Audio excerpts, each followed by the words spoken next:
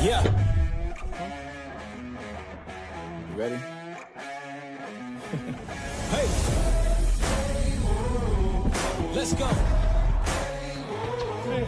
Back.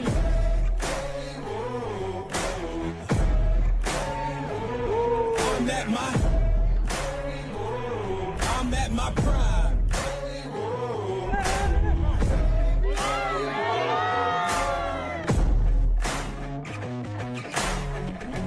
I don't need your endorsement. I don't need reinforcement. Giving you your last warning, cause I'm at my prime.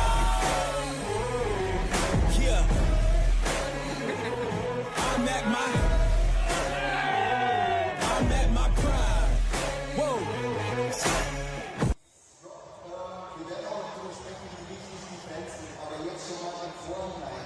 Lass uns einfach mal die Frage beantworten. Wie sehr sind wir auf die Fans in American Football angewiesen? From Sports Park Unterhaching, the two best teams in the EFA clash in a Week 7 showdown of unbeatens. Good afternoon and welcome to Central Bavaria. We are in Munich. It's the 4-0 Munich Ravens hosting the 5-0 Nordic Storm alongside Andrew Weidinger. I'm John Ramey. And Andrew, it is not hyperbole. Today's game, the biggest game in the young history of the European Football Alliance. These two undefeated clubs clashing today. The visiting Storm has burst forth with 5 consecutive wins to start this 2026 campaign. 4 of the 5 wins for the Storm have been routs of their opposition. Last time out, the Nordic Storm victorious, a 48-16 thrashing of the Paris Musketeers. And Andrew, you like big play offensive football, you're going to like the Storm. Absolutely. Coach John Shoup, the leader of the Storm, second season with the franchise, he has put together a big, fast, physical, talented football team. Coach Shoup, a veteran OC, both college and the NFL. He knows how to put together an attacking game plan. We are going to see everything they've got on full display today. Explosive offense. That offense starts with quarterback Jadrian Clark, former ELF MVP. Skill positions. They've got weapons all over the field. Glenn Tunga, another former ELF MVP at the running back spot, currently the leading rusher in the EFA. Brendan Bolio, their do-it-all wide receiver, the current leading receiver in the EFA. They've got guys all over the field, John. This is going to be an exciting matchup. The fans are ready in Munich, 33 degrees centigrade. That's above 90 Fahrenheit. It is a warm summer's day here in central Bavaria. Here come our referees. Our white hat is Stanley Hamader. There is his crew. And here are the visitors. 5-0 Nordic Storm out of Copenhagen. They've had only one close game all year long. Their closest victory was a 20-12 win a couple of weeks back, but everything else has been total blowouts. They had a 20-12 win over Frankfurt, but other than that, they have been dominant.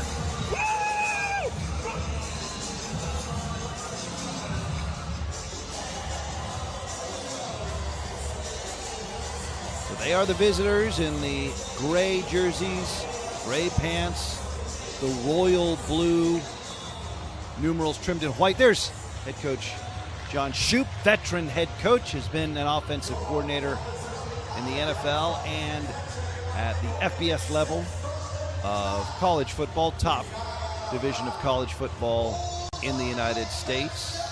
A couple of stops in the NFL for Coach Shoup, with the Raiders and the Bears. And there's that starting lineup for the Storm offense.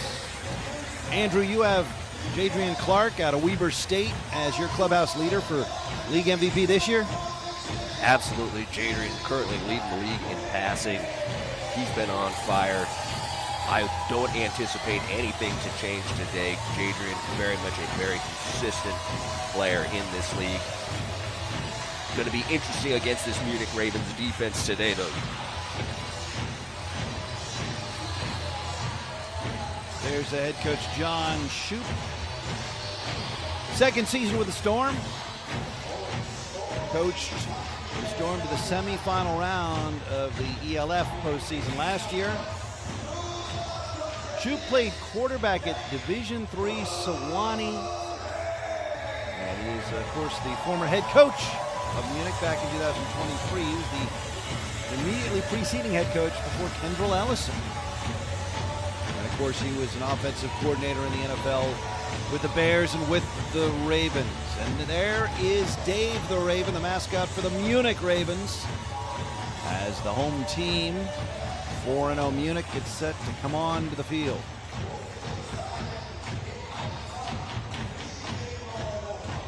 You know, John, with that heat, I'm not too sure that old Dave the Raven, that mascot uniform right there, this could be a long day for Dave. We'll see how he holds up. That'll be a little storyline we got to keep track of. That's a great point, Andrew. He's going to be your MVP, most valuable bird. Yes, without question. We might need a World Cup-style hydration break for Dave the Raven today. And here come the Ravens, the home team.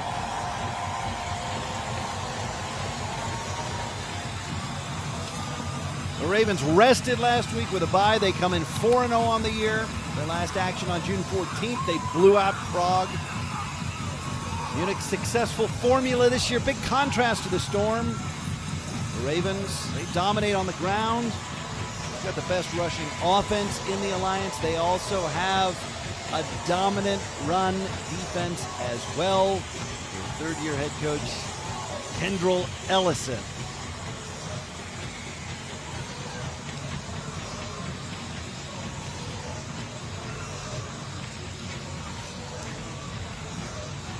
Styles make fights, Andrew, and it is quite a contrast how the Ravens have built their victories, stacked up their dominating victories as they have burst forth with a 4-0 start.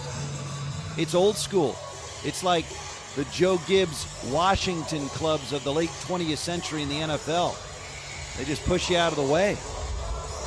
They are big and strong up front. If ever there was a good counter for this Nordic Storm team, it is the Munich Ravens. That offensive line, all 5 positions, very good players. There isn't a weak link. They've got multiple guys at that running back spot. Justin Rodney, Eustace Zelig, receivers all over the field.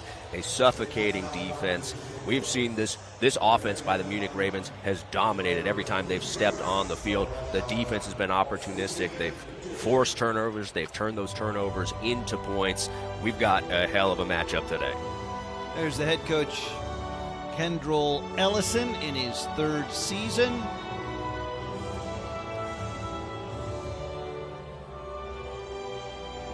And the performance of the anthems now here at Sportpark Unterhaching in Munich.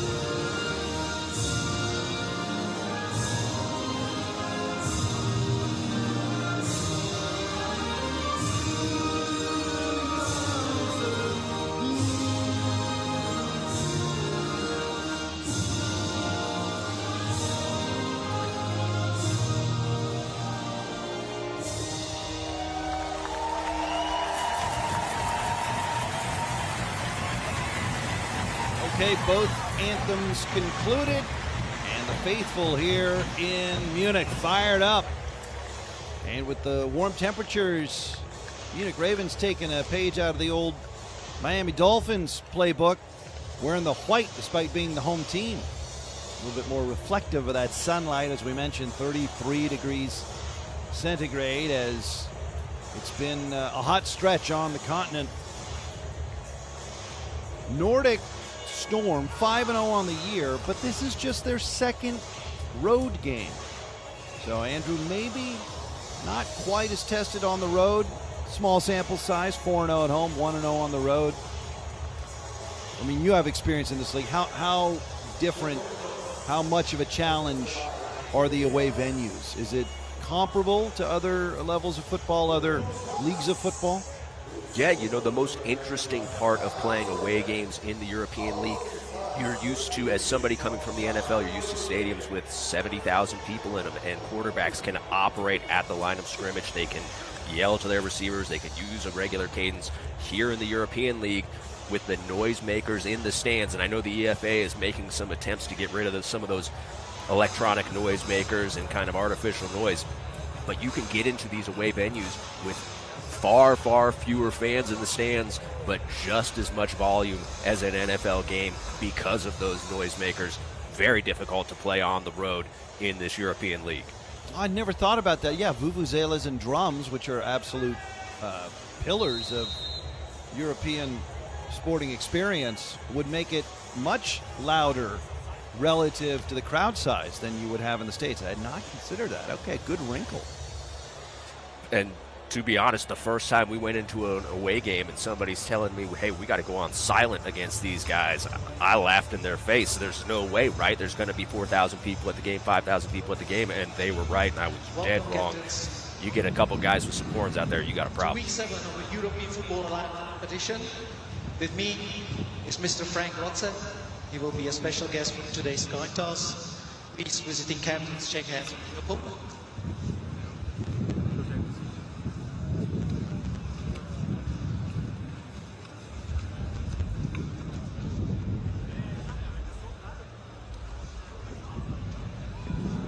Our referee is Stanley Hamada. For the coin toss, Lady Liberty is a heads, is tails, heads. And tails, what is your call? Tails is the call. And it is heads, so Munich won the coin toss and will receive the ball in the first half. Which side of the field do you want to kick to? Okay, thank you very much, guys. Good luck and shake hands.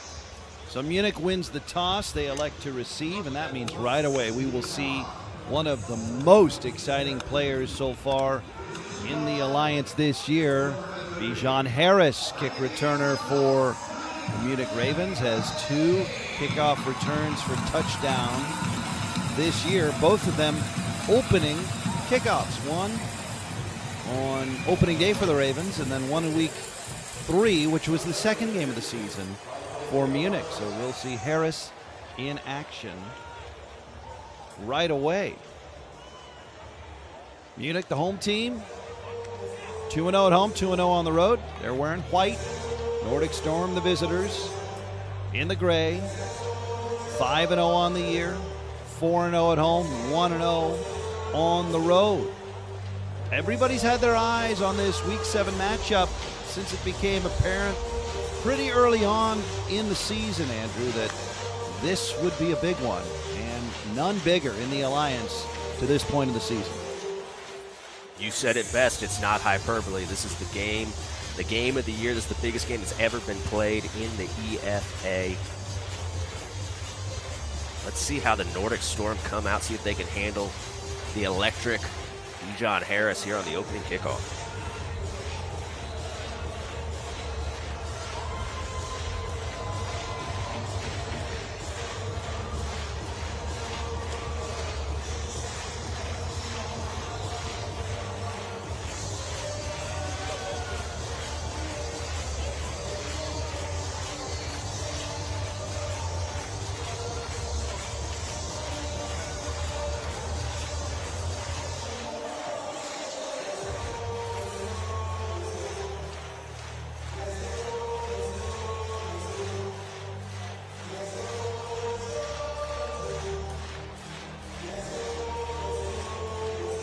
Jakob Green set to kick off for the Nordic Storm. Green, a wide receiver, handles the kickoff duties.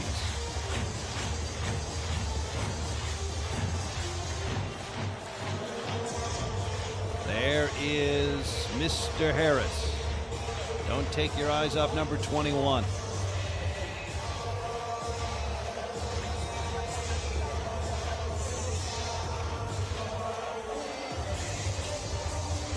Well, you can tell these players know this game means a little something extra. Who's the top dog in the alliance? We'll find out. We're underway in Munich. Storm and Green want no part of Harris. They kick very far away from him. The ball will be placed on the 40-yard line. First down, Munich. A very good starting field position for the Ravens. Yeah, you don't want your opponent starting at the 40. Probably better off actually kicking it back there and covering the kick. That 40-yard line as a coach, when you see, as an offensive coach, you see the other team's offense coming out at the 40, you already know that you're going to have bad field position when you get that ball back. Got to keep that kick in the field of play. Top scoring offense in the alliance, better than 47 points per game, averaging 421 yards in total offense, second only to the Storm. Russell Tabor with a league best 70.7 completion percentage. The crowd quiet. First down on the ground to start the game, and 5 yards. Justus Seelig. Good healthy gain on the ground. Expect a lot of that out of Munich. We're going to see a lot of different looks from this Storm defense. Mark DeLeon, defensive coordinator, coming from the Baltimore Ravens. This is very much an NFL-style defense. They're going to throw multiple looks at you. They're going to make you adjust on the fly. Gain of 4 for Justus Seelig, who's averaging nearly 6 yards a carry on the season. Swinging out left side. There's Seelig again, dashing down the sideline, and a first down for Munich. Seelig's dual threat ability right there, catching that ball out of the backfield, man coverage from the Storm. Linebacker simply could not keep up with Seelig's speed right there. You see just a foot race to the sideline. Seelig too quick. See if they stay in this man coverage, or if they get out of it to avoid these sorts of matchups. That was Luke William Glenna, the safety, that finally pushed out Seelig, but not before he picked up a Munich first down. So right away, the Ravens inside the Storm 40 on the opening drive of the game. Tabor going to pass, and it's knocked down just inside that 40-yard line. That was Elliot Maximus Krogius, who has the team best 4 sacks on the year, getting a paw to knock that one out of the passing lane. Yeah, a little this or that look from the Ravens right there. A called run play, but they got the single high coverage. Tabor going to the hitch on the outside. Great job by Krogius getting his hand in the passing lane, knocking that thing down. You know, we've talked a lot about the Nordic offense, but their defense in terms of points surrendered is best in the alliance. They only give up about 14 points per game. Tabor's complete underneath, spinning to the 30-yard line and out of bounds is Marvin Rush. Another offensive weapon, another quality receiver into the mix early here for Munich. Rush got matched up on the safety. Luke Glenna right there. Little pivot route running in, puts his foot in the ground, explodes back outside. Good job by Rush. Then breaking the tackle, adding 3, 4, 5 yards onto that play. Nice job by Marvin Rush. 11th reception of the year for Rush. 3rd and short. Lined again is the 29 of the Storm. First drive of the ball game. And the first try on the ground, this is Polar, who dives with a first down across the 30 down near the 26. Benedict Polar getting the call. 23rd carry of the year for Benedict. He's averaging 4.5 yards per carry. No sign of Justin Rodney yet in this game. A little surprised that he isn't in that situation. Something we'll keep an eye on here. Maybe an issue with Rodney. Yeah, I was just going to bring that up, Andrew. Justin Rodney, second leading rusher in the Alliance. Where's number 33 from Munich? You would have expected him there, exactly. 1st and 10 outside the 26. And the ball's on the ground. Zelig lost it after taking a big hit.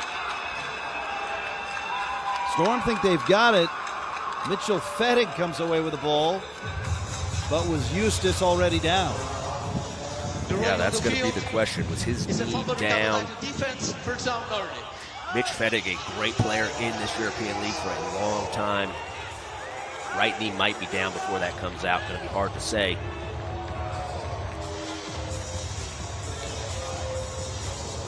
Looks like the refs will have some good looks at this on tape. We got to slow that thing down. They're doing the right thing. They're calling it a turnover. It'll automatically get reviewed. They'll get this thing right. Perhaps unsurprisingly, 2 undefeated teams in this game, both in the positive side of the ledger with regard to turnover margin. The previous play is under review. For the Storm, they're +6 on the year. Excuse me. Yep. The two stats that hold up consistently over time that contribute to winning are turnovers and then explosive plays, and turnovers being the absolute biggest. If you win that turnover battle, the odds of you winning the game go up exponentially. The Storm have taken away 3 fumbles already this year, and they're +6 overall. Meanwhile, Munich also +6 in turnovers. If this call stands, this would be the first fumble lost all year long by the Munich Ravens. And what a spoiler on a promising opening drive for the home team. But it perfectly illustrates, and even if this ends up staying with Munich, it lets you know that Nordic is not just all about the offense. The defense is real. Yeah, they've got playmakers, and obviously the offensive playmakers, they are always the ones who are going to get the publicity. Let's see. After review, the previous play stands as called. First down, Nordics. So the Storm take it away. A Eustace Zelig fumble on the opening drive of the game. Munich drive stalls, and the Storm take over the 24.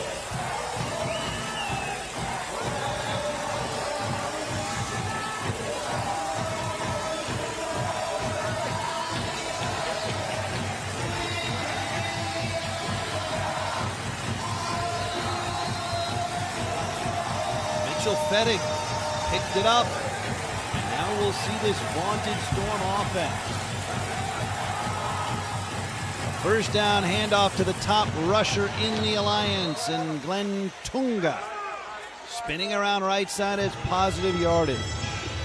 Glenn Steve and Beleg Tunga, a Brit, and the top rusher, 7 rushing touchdowns on the year, more than 600 yards on the ground, averaging better than 122 yards rushing per ball game for the Storm.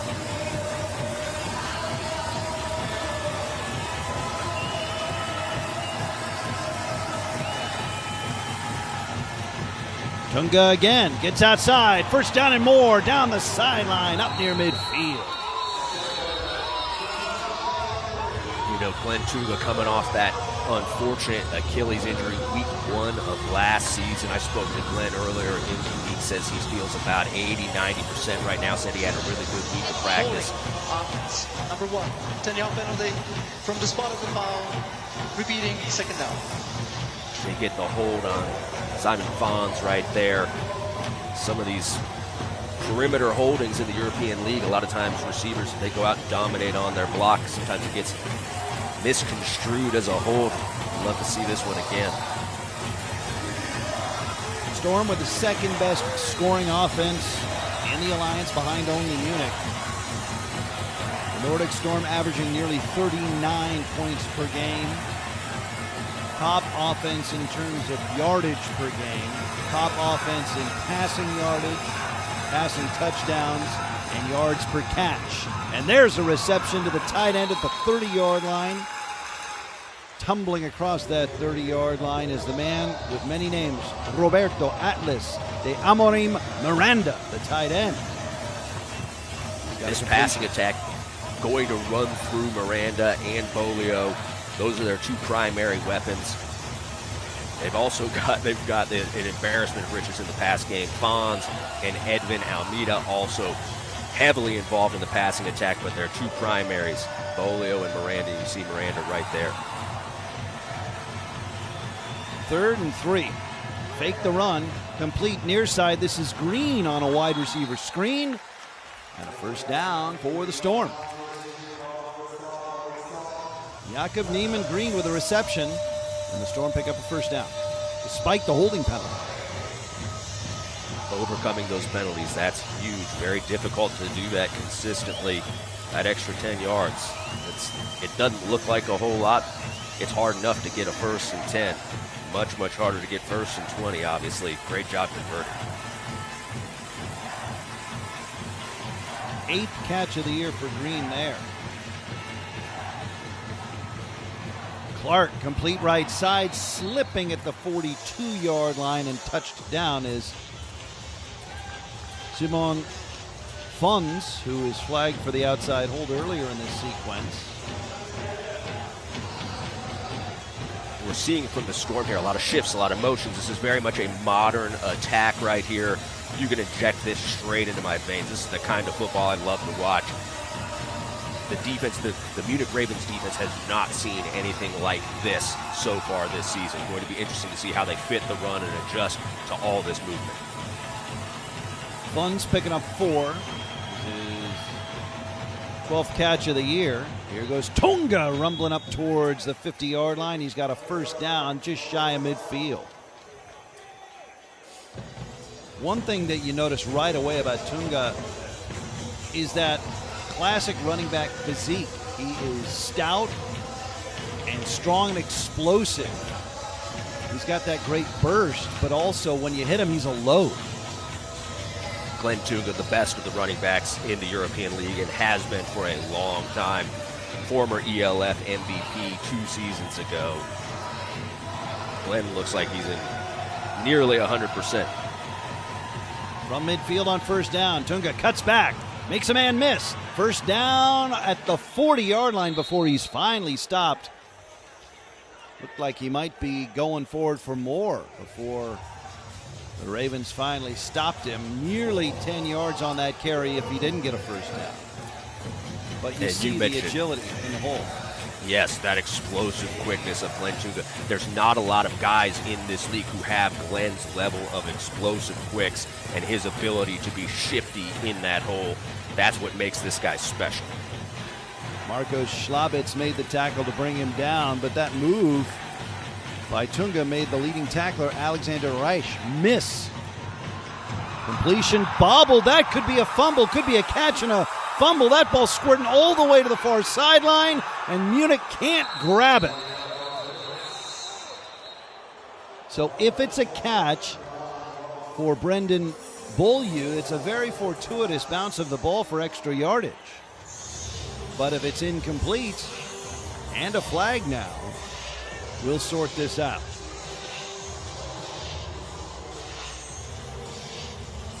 Wow, a lot going on there, Andrew.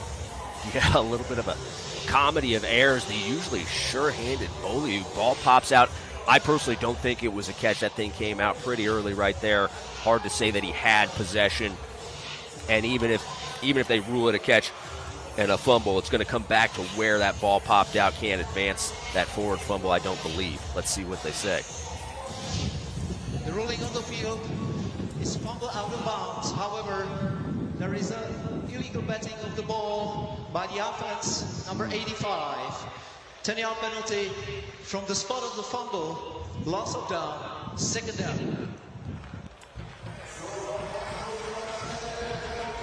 Munich does not have an 85 on their active roster, or rather, that would be against Nordic, excuse me. That is a penalty on Green.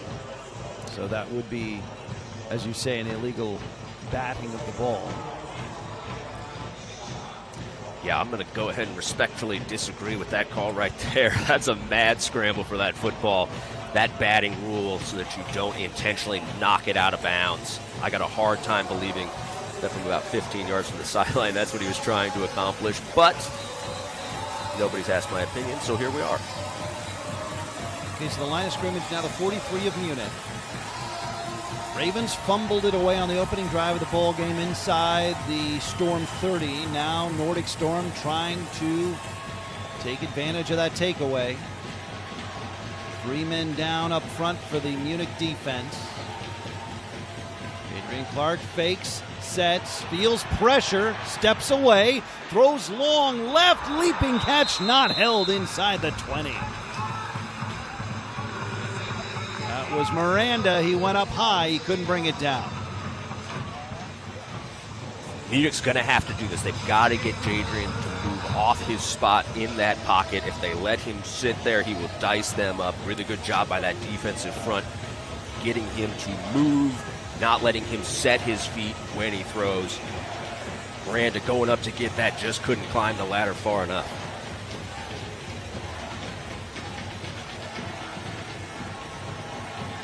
Adrian Clark out of Weber State showing a little elusiveness in the pocket there. He's not the dual threat runner like Russell Tabor from Munich, but he was hardly a statue back there as Munich takes a timeout. Pretty elusive getting away from trouble there. Yeah, I got a lot of familiarity with Jadrian, coached him for a couple of years with the Rhine Fire. That was a nifty little movement in the pocket. I'm going to have to ask him where that came from and why we didn't get to see that a couple of years back. Where's that been, Jadrian? So on a big third down, Munich burns a first half timeout, scoreless first quarter. Jadrian Clark was an All Big Sky performer at Weber State, which is in Ogden, Utah. At the time of his completion of his collegiate career, he was third in Weber State history in career total offense, fourth in career passing yards. Clark threw for 40 touchdowns and rushed for 5 more with Weber State. And his career rushing yardage at Weber State was the second best ever by one of their quarterbacks at the time of his graduation. There's a completion over the middle and a big play opportunity. Here's Miranda down the left sideline for the Storm, and he's out of bounds. They faked the perimeter screen, went to the middle screen to Miranda right there. Great catch and run by the former University of Arizona product. Myself also an alumni of the University of Arizona. A lot of people say the Harvard of the West. I've heard that mentioned a number of times. Miranda, obviously a good football player and an even better academic I can't even think of the right thing to say as a University of Arizona grad right there. Well, I'll tell you what, between Weber State and the University of Arizona, the Wildcats are on parade here early in Munich. First and 10 just outside the 15. Give it a Tunga, and he burrows to the 12. Quick count there, not letting Munich get very organized. Good gain on the ground of 4. Split zone, tight end coming back for that backside defensive end. You can see them reestablishing that line of scrimmage. We saw the same thing from that Munich Ravens offense, running some zone on that first possession, reestablishing the line, pushing that defensive line back.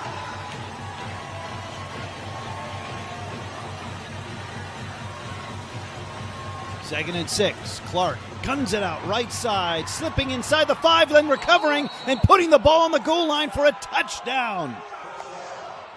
It's Green. The Storm with their own. In front. Sorry, John. Their own version of a this or that right there. They had the run play called.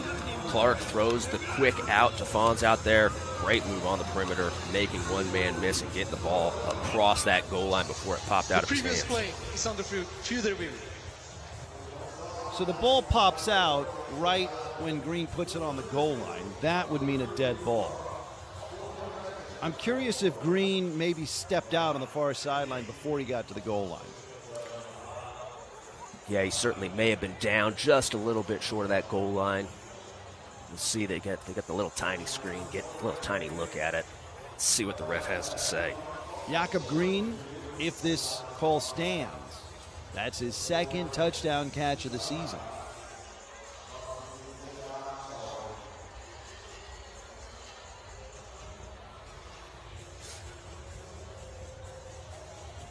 And kind of to expand on it, the this or that. The offense at the line of scrimmage, they can run this or they can throw that. And so Jadrian Clark there, he sees the single high coverage. He knows he has one-on-one on the perimeter, elects to go with the that in that play, throwing that quick out. Offense is giving themselves the opportunity to take advantage of what the defense is showing them at the snap. After review, the ruling on the field stands. Touchdown, Nordics. The Storm in front, 6-0 at Munich. So the turnover, the takeaway, bears fruit for the visiting team.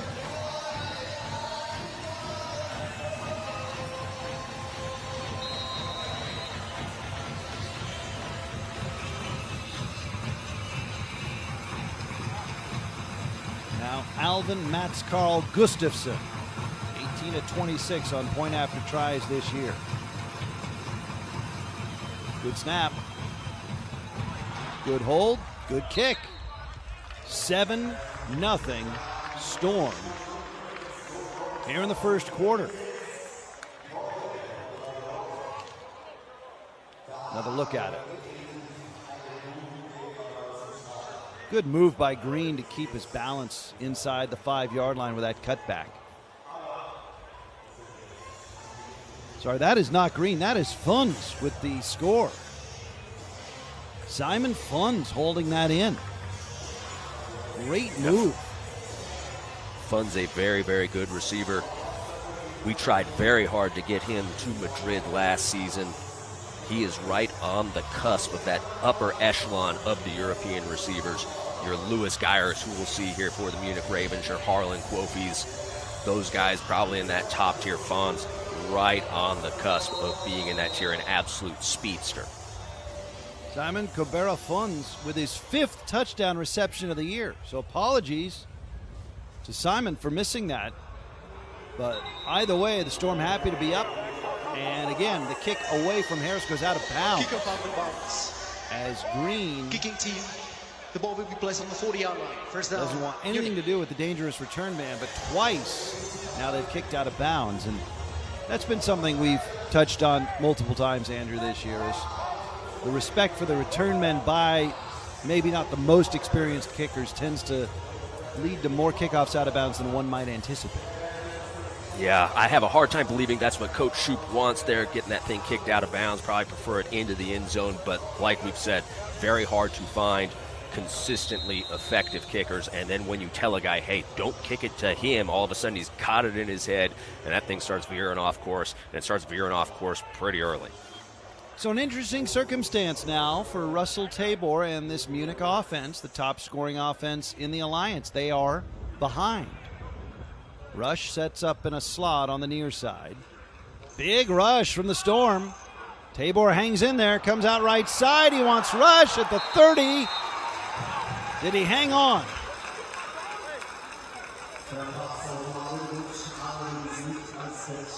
Second and 10.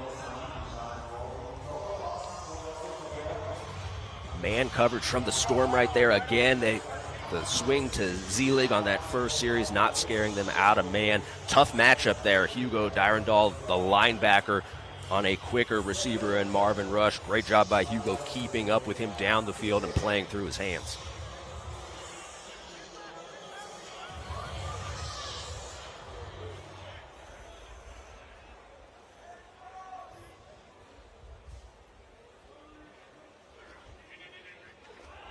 On second and 10, running play to the 46-yard line. There's Zelig.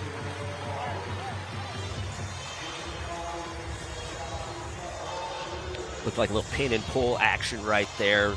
Lineman blocking down when they've got good angles. The next adjacent lineman to them pulling to the perimeter. Good gain there to set him up in this third and medium.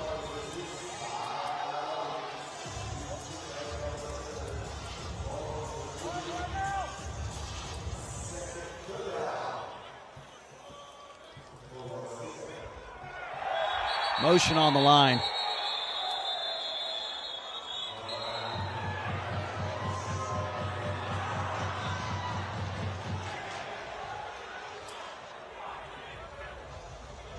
New draws of infraction. Defense number 14. 5-yard penalty results in the first down.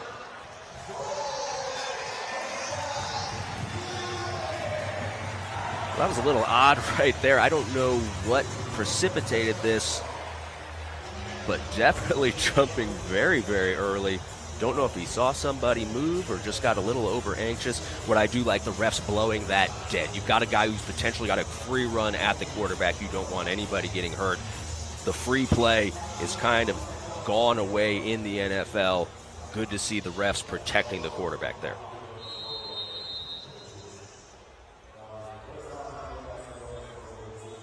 First and 10, just outside the 48 of the Storm. Munich trying to answer. After the Storm draws first blood. Intercepted! Back the other way! All the way!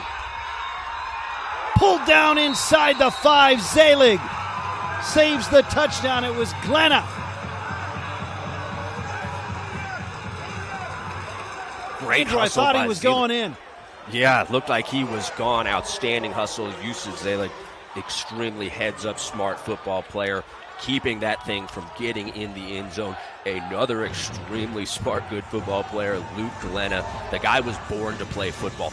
Not the fastest, not the biggest, not the strongest, but just an instinctive and very, very good football player. Has dominated here in this European League. Great play here on the interception in return.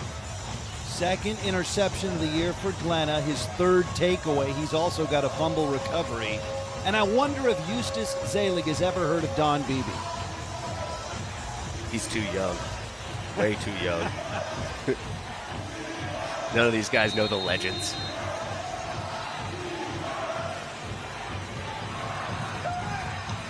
First and goal inside the 3. The Storm trying to take a commanding lead at Munich in the first.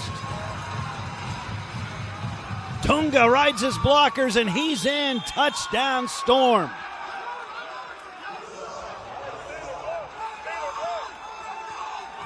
Nice counter by the Storm there. They shift in motion to build the wing on the right side of the offensive line. They love running power to that wing. The tight end with another player. In this case, it was a receiver lined up right next to him. This time they come back to the weak side running power, taking advantage of what they've probably put on tape and what Munich has probably prepared for, hitting them going the other direction. 8th rushing touchdown of the year. The Glenn, Steve, and Beleg Tunga best in the alliance. Point after try for the Storm. So 2 takeaways for the Storm defense, leading to 2 touchdowns in the first quarter. And a 2-possession lead at Munich. Bit of a high snap, but good enough. And another conversion for the Storm. We're now +8 in turnovers. Yeah, if you're the Nordic Storm, you can't ask for a better start to this football game. Coach Schoop obviously fired up. Coach Schoop unceremoniously fired as the head coach of the Munich Ravens. Did an outstanding job their first season as a franchise in the ELF. One of what I thought was one of the 3 best coaching jobs that I've seen in my time in Europe. No love lost between Coach Schoop and the Munich Ravens. So a statement early for the undefeated visitors, the Storm. Up 14-0, and this is by far the most adversity Munich has faced so far this season. No return chance for Harris.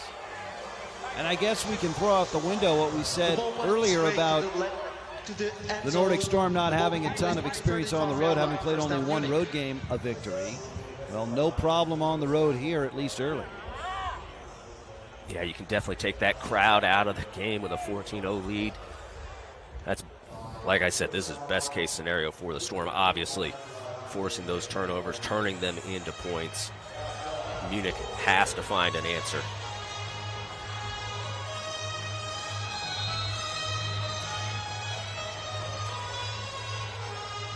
Ravens start from their 35.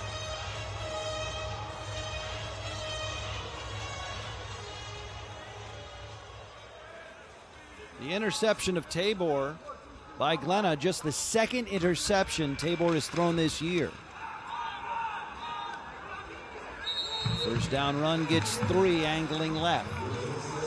Quick.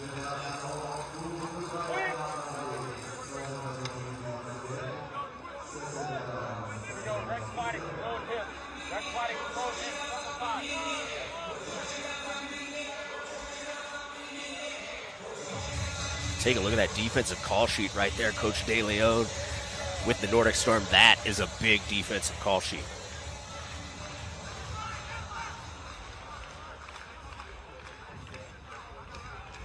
Four men up front for the Storm. 2nd and 7 from Munich. Tabor fakes a handoff. Pump fake. Rolling right. Gonna run around the right side. First down, angling out of bounds near the 50. Flag comes in late.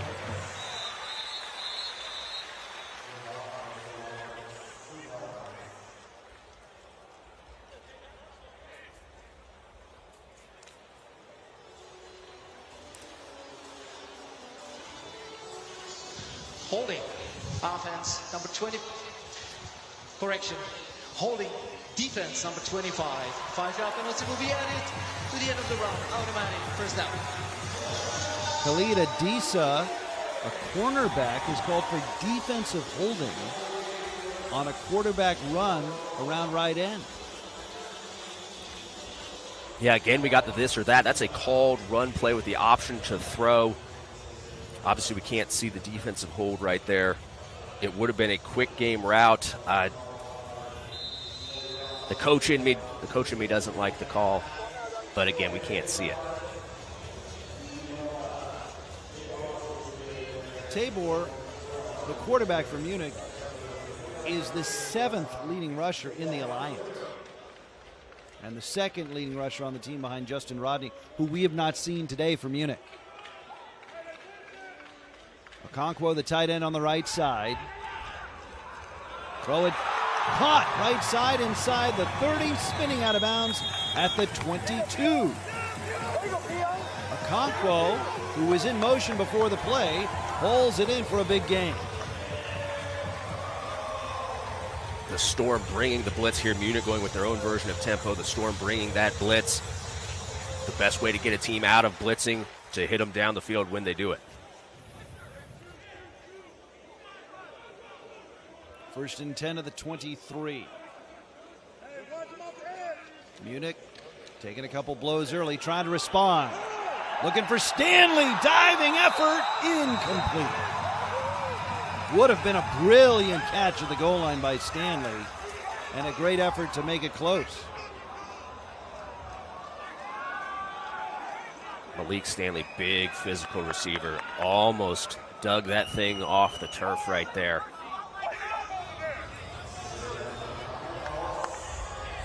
DB unable to locate the football.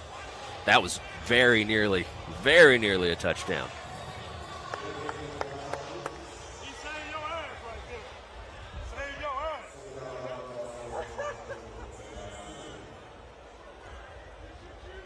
Second and 10 for the Ravens from the 23 of the Storm. Handoff, Zelig sweeping left. Flying across the 20. Well, he's not Rodney, but he does bring a little punishing element to his runs as well. Absolutely, and we see Roman Warheit entering the game on that last play for the Munich Ravens. Warheit, the former Towson product, rejoining this Ravens team this last week. Helping them get into their jumbo looks right there. Seo Beard there, former Defensive Player of the Year in 2023. Had retired and now has come back and has been a standout defensively for the Nordic Storm. Third down. Tabor looks, rolls left, directing traffic, pump fake. Does he have a first down? He's out of bounds right at the marker. He says he's got it. Tabor so difficult to stop when he decides to pull it down and run with it. Got that first down, made it look easy.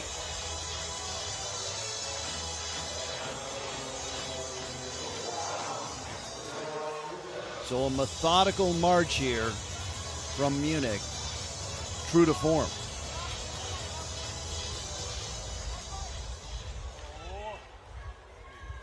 From the Nordic 12. Double slot.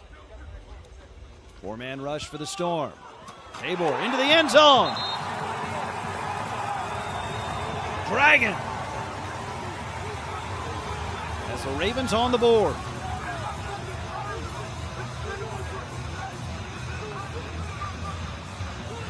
Just building a high-low on the left side there, the offense. Sixth and Dragon running the in-cut in behind, a little short sit-down route. Great snag in traffic by Dragon. Dragon, a physical player at that receiver position. Sixth and Dragon, first touchdown reception of the year. 11th touchdown pass for that man right there, Russell Tabor, out of the University of North Carolina. And exactly what Munich needed this game. 14-0. Is it going to get out of hand? Do we have a problem? Nope. Everything's okay. Nice drive put together. We got a ball game on our hands. And a change at place kicker for Munich. No Schweiger this week. No Daniel Schweiger. This appears to be Jonas Güntke.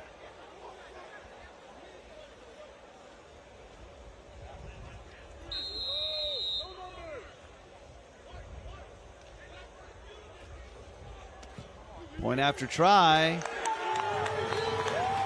He got it. So Munich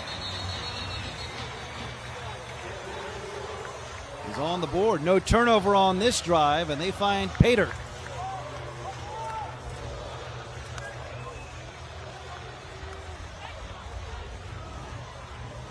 Good look at the touchdown there. You see Marvin Rush on the pivot route. We saw them hit to him earlier in the game. Sixth and Dragon coming in right behind him on that in-cut. Great accuracy by Russell Tabor. And again, what a great catch in traffic. Takes the big hit, holds on. 15-yard penalty will be enforced on the kickoff. The try is good. Unnecessary roughness penalty after the PAT. Andrew, I don't think I need to wonder too heavily about how you feel about that. I think you're going to describe that as selfish. Nothing drives me more crazy than personal foul penalties. I mean, a dead ball personal foul, unnecessary roughness after a PAT in the first quarter. I guess it just means more. Holy smokes. It's a team sport. You've got to put your own emotions aside.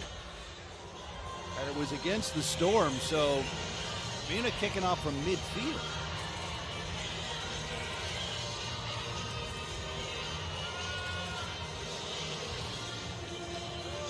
Almeida Taborda will not have an opportunity to return this one. We don't suspect.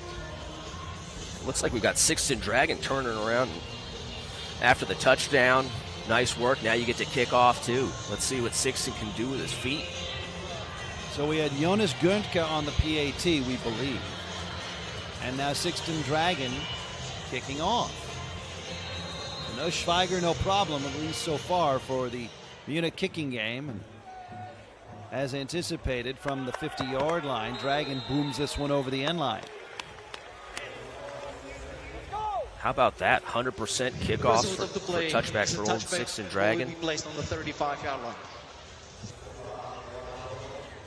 You know, I had Sixton last year. His first name is literally 6'10", S-I-X, 6, G-E-N, 10. try to get him to petition the league to get the number 610. They've got guys wearing 0 already. That's ridiculous. Why not go 610, go with the 3-digit number? He refused to do it. The kid he's got no sense of humor. A triple-digit number for a player rather than official. You were asking about it. I tried to get the kid to do it, but he's got no imagination. I see. He was not receptive. No, super. I understand. I mean, you might feel a little silly wearing 3 numbers. First down, pitch it. Tunga turning the corner right side and out of bounds. Healthy gain on first down, good for at least 5 for the top rusher in the alliance. Toss crack right there. Glenn at his best when he's running to the perimeter, be it outside zone, toss crack. That speed and quickness on display when he can get to the edge, get up that sideline. So this is a big sequence here for the Munich defense. First time they'll be operating without being on their heels following a turnover. Clark, and off the fingertips of Beaulieu. So that's twice we've seen Beaulieu just unable to haul it in after the ball's hit his hands. Third down. Yeah, very uncharacteristic of the American receiver. Beaulieu, in my opinion, perhaps the best of the American receivers in this league. Very surprised to see him drop not 1 but 2 passes in this game. He came into the weekend with an Alliance best 41 receptions, so it's not something that's happened very consistently. He generally holds the ball. 3rd and a short 5. Munich may blitz. Here they come. Clark slides away, tucks and runs. Clark's got a first down out of bounds at midfield. There's those wheels again by Jadrian Clark.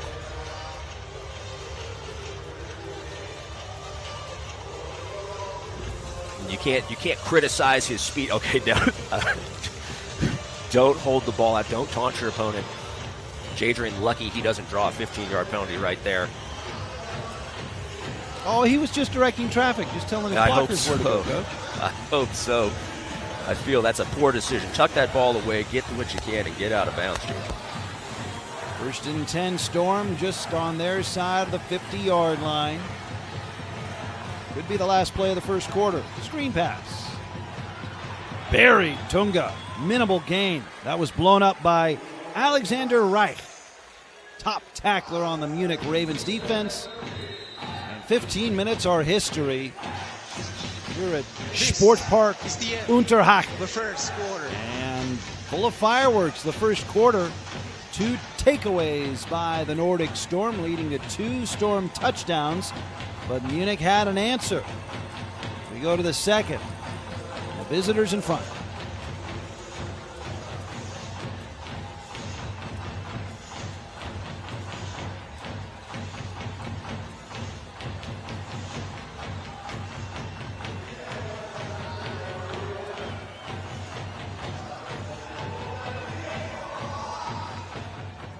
Musketeers are hitting the turf, and they're matching it up with, naturally, the home team, the Nordic Storm. And here we see the first lead pass from Jadrian Clark to Brendan Beaulieu. Touchdown, Nordic Storm.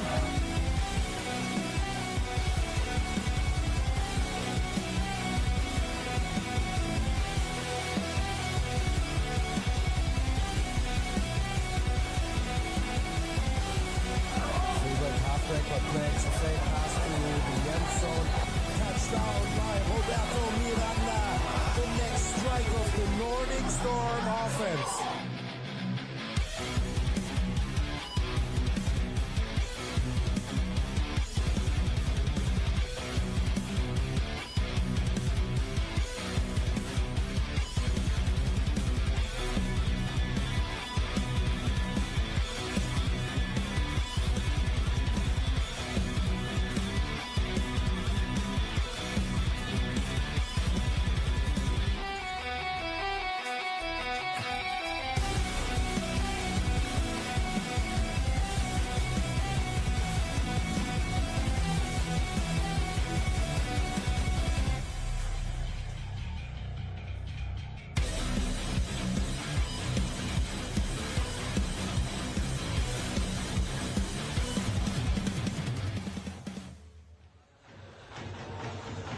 We go to the second quarter, 14-7, visiting Nordic Storm, leading at Munich. Andrew Weidinger, John Ramey with you from Sportpark Unterhaching. 34 degrees centigrade as we head into this second period. A warm summer's Sunday afternoon here in central Bavaria. Two teams starting the year combined 9-0. And Munich, like the Storm, dominant in nearly every game. But they are behind. This is a position they are unfamiliar with. They have not spent a lot of time behind this year. Storm ball, third down and less than a yard. I think we've got our first answer of the game. Dave the Raven able to hold up for a quarter. I don't know how much hydration he's getting. That break probably did him some good right there. But what a great first quarter. Two best teams in the league so far squaring off. You couldn't ask for more than 21 points. A lot of back and forth. The Storm had two takeaways, forcing turnovers on the first two Munich drives, leading to the two touchdowns.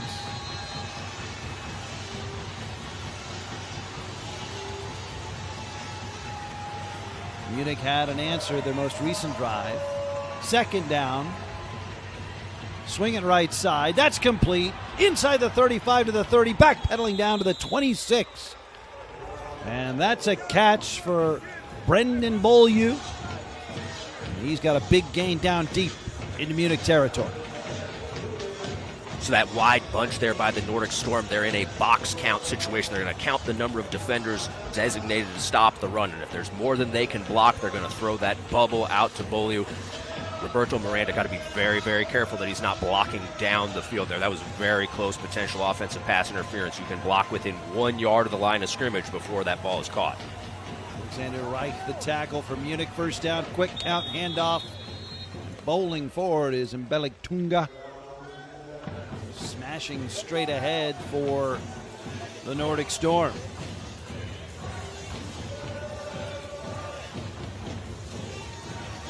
Another inside zone run, another good job reestablishing the line of scrimmage by the Storm right there. Tight end on the right side got beat into that C gap, ultimately killed the play, but a very good push up front.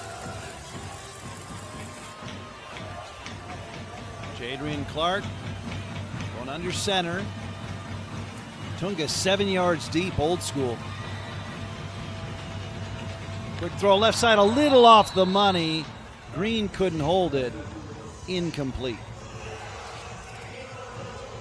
Okay, diagnose that for me, Coach. Is that on the quarterback? Yeah, so there's a couple different ways some teams run the bubble differently.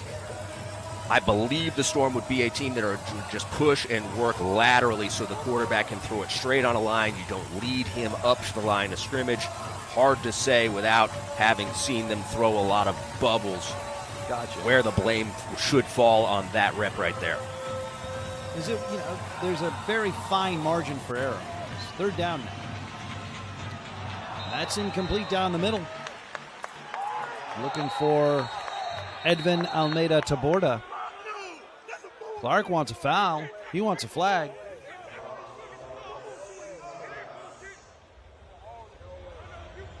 Might have been holding Beaulieu right there. Let's see what the call is. Pass interference, defense number 52. Spot foul, automatic, first down. Wael Nasri, the linebacker for Munich, Frenchman.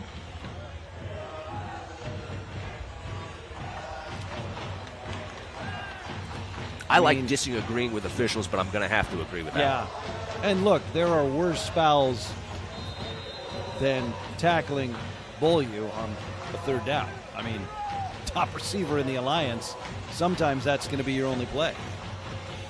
Yeah, it looked like Nasri probably responsible for walling him off, keeping him from crossing his face right there.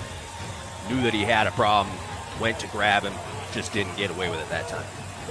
First and 10, Storm at the 18. Dump it off near side, not held, incomplete. Miranda. That one looked like it hit him right in the hands. Tough chance.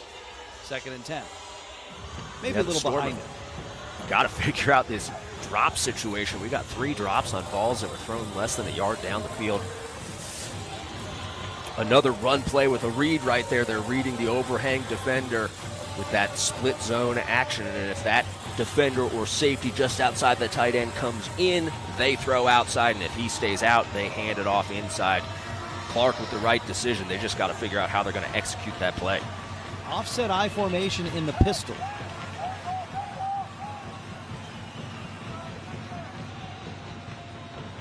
Tunga, positive yardage.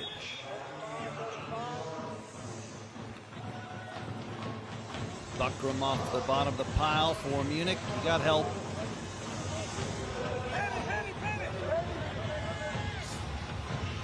A version of counter right there, a weak side run. Usually counter has a pulling offensive lineman. This with no pullers. That's my favorite run play of all time. We call it shredder. 2 guys working to that weak side edge. Great job by Miranda leading on that defensive end there to get the play started. 3rd and a long 6. Inside the 14 of Munich. Bad snap. To the goal line, not held. Bull, you couldn't hold it at the goal line. That play was just a little out of sync from the start with the snap. Clark had to backpedal, recover. Bull, you just couldn't hold it. Yeah, that's ridiculously good by Jadrian Clark right there. That snap, like you said, it hung in the air forever. And against the blitz, they had the free runner coming off the left edge right there. Clark able to get a hold of that ball while retreating and put it on the money to Bolio. Got to come up with that catch. High snap and no kick, instead throwing in desperation. And a flag comes in late. The Storm this year 0 for 2 on field goal tries.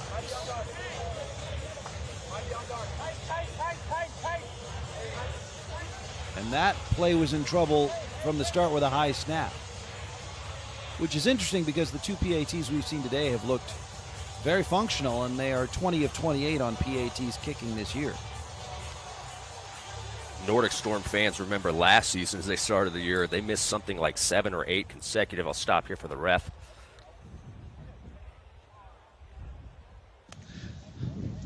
Intentional grounding, offense, number 17. The penalty is at 10 yards from the previous spot. Loss of down, 1st down, Munich. That was Gustafsson after the bad snap, just trying to get rid of the ball.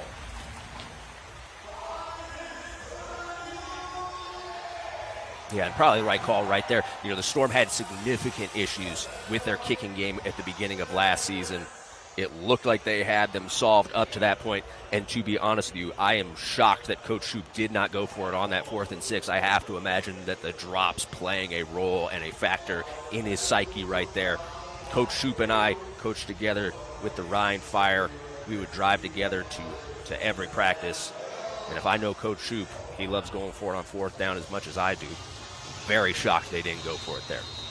Big stop for the home team now. Munich had been down 14-0 early. They scored. Then they get the stop on the missed field goal. And now, down only 1 possession, they have the ball back starting at their 25.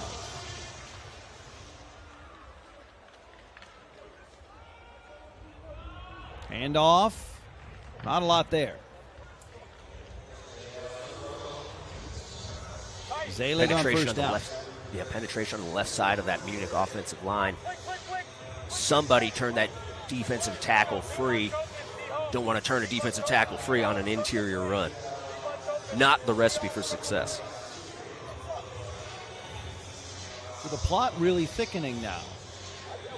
The Storm with the 2 takeaways in the first quarter and the 2 subsequent touchdowns.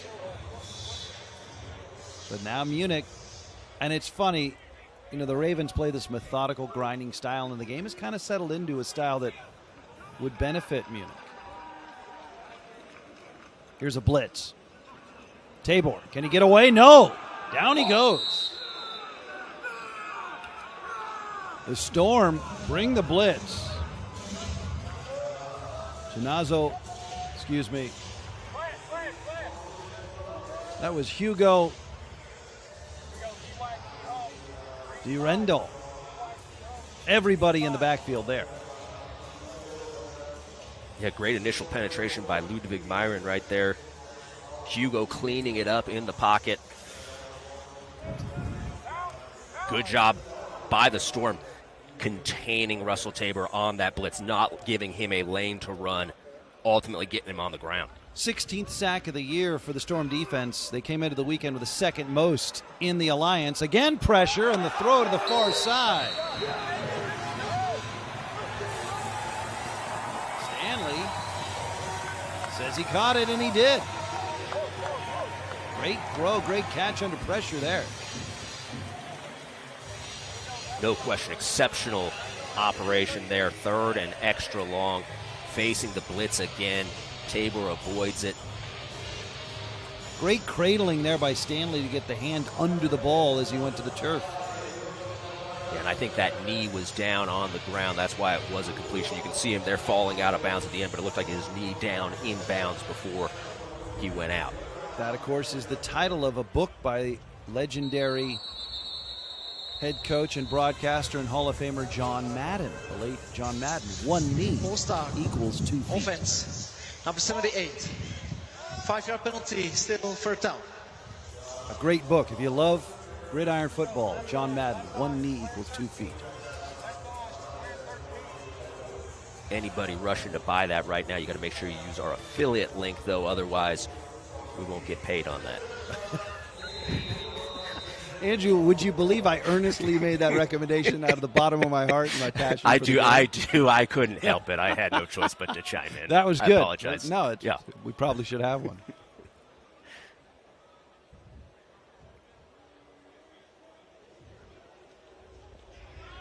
Tabor guns it upfield. A catch is made, and spinning down to the 44-yard line. There's Geyer into the action for the first time. Yeah, I mentioned Geyer, one of the elite European receivers, and this is the first time we've seen him in the couple games that we've done of the Munich Ravens. We haven't seen a whole lot of Louis Geyer in the pass game. They kind of manufacture some touches with those reverses in the run game. But Geyer, an exceptional athlete, exceptional receiver, great range to the football, good ball skills, all on display right there. Luis Geyer with a team best 15th reception there. Gain of 7.5. Second down. Incomplete to Stanley.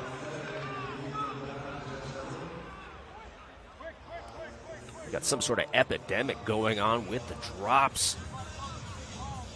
Just a quick hitch to Stanley there again, the this or that scenario. Are they going to hand it off, or the called run play? Will they hand it off, or will they throw the quick game route? Again, go to the quick game. Stanley falling away from that ball a little bit probably affected his ability to come down with it. Andrew, I know just enough about how balls are prepared by equipment staffs to be dangerous. I know you treat a football with mud prior to the game. The game balls will be mudded and set in mud the night before. Here's a pass under pressure, complete to the 50-yard line, blown up right away, but Okonkwo hangs on. And a Munich first down. But in all seriousness, I mean, are the equipment staffs in the Alliance or in Europe generally treating the balls as you would expect at high-level college or in the pros in the States? Because, again, we've seen a lot of sure-handed players for both teams today drop the ball. Yeah, in my experience, that is typically handled by the quarterback in the European League. Obviously, Sure. A newer league, not as developed as what we're used to in the college and NFL ranks. Quarterbacks usually manage that. These two quarterbacks have got to take a good look in the mirror on how they're preparing these balls. Here's a late blitz. Tabor gets rid of it, tipped, and nearly intercepted again. Nearly the third takeaway of the first half. But Brandon Bryant couldn't come up with the lunging interception on the deflected ball. Yeah, they had the seam route with the hitch outside. Hitch uncovered. Don't know what Tabor was seeing on the seam. Would have been an easy completion getting to that hitch. But as a quarterback, if you see it and you like it, you let it rip. And you live with the consequences. Was it maybe a hot route with that delayed blitz from that side? Hard to say for sure. That's a good question.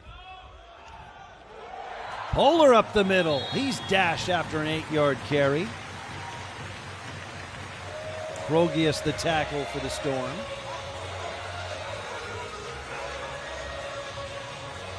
Polar obviously doing a very good job filling in for Justin Rodney right here. This is a great hit. Good job winding that thing back, finding the hole, getting the shoulders downhill.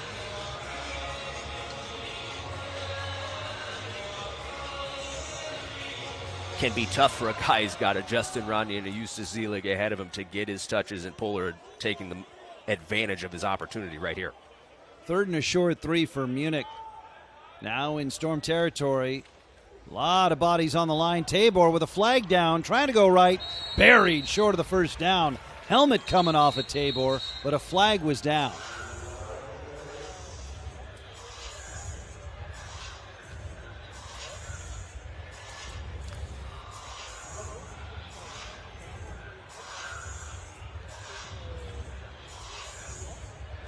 So we assume it's against Munich since the officials are talking to the Nordic head coach, John Shoup.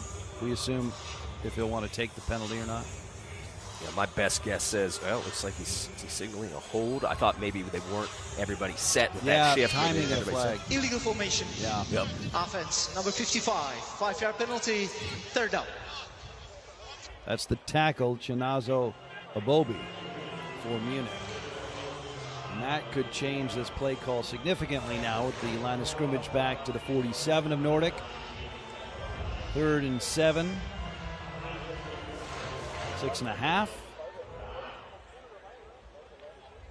That first quarter felt much more paced, favorable to the Storm. This second quarter settling into a Munich Ravens grind.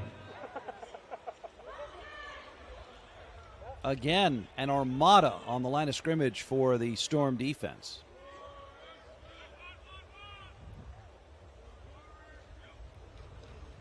Back goes Tabor.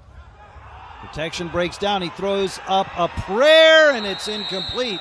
But there's a marker down.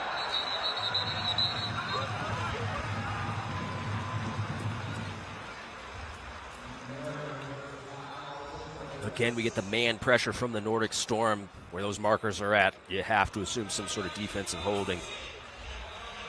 It has been strange to see traditional blitz pressure effective against Tabor, because generally when that has happened to him earlier in the year, he's just run away from it laterally. But the Storm are disguising it well enough so that Tabor has not been able to kind of end around the up-the-middle pressure. It's been a change from what we've seen generally this year from Munich opposition.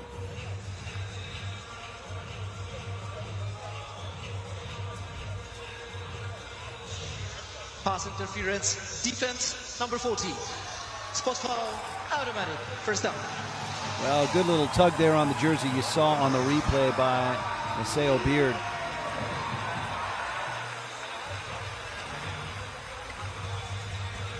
Yeah, you can cheat, but you can't cheat and grab him and extend that jersey. That's going to get called 9 times out of 10 right there.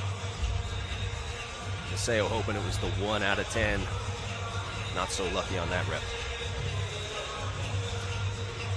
Line of scrimmage now, the 17 of the Storm. Line to gain is the 7. A methodical churn of a drive for Munich as they try to find the equalizer here in the second quarter.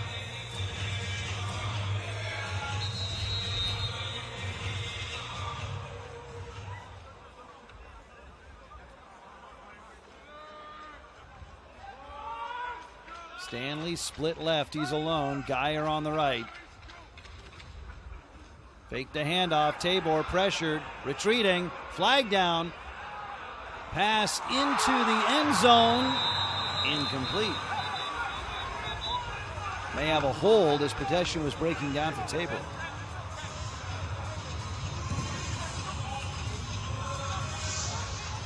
Holding. Offense, number 78. 10-yard penalty, still 1st down. Yeah, Roman Warheit in his first action back right there, playing the jumbo tight end spot. Offensive lineman lined up as a tight end there on the right side. Got beat to the edge, did hold. definitely working off some rust. Very hard to step in week 5 after being retired in the offseason for Warheit. Again, Andrew, I'm trying to think, have we seen Tabor this bothered by any pass rush this year?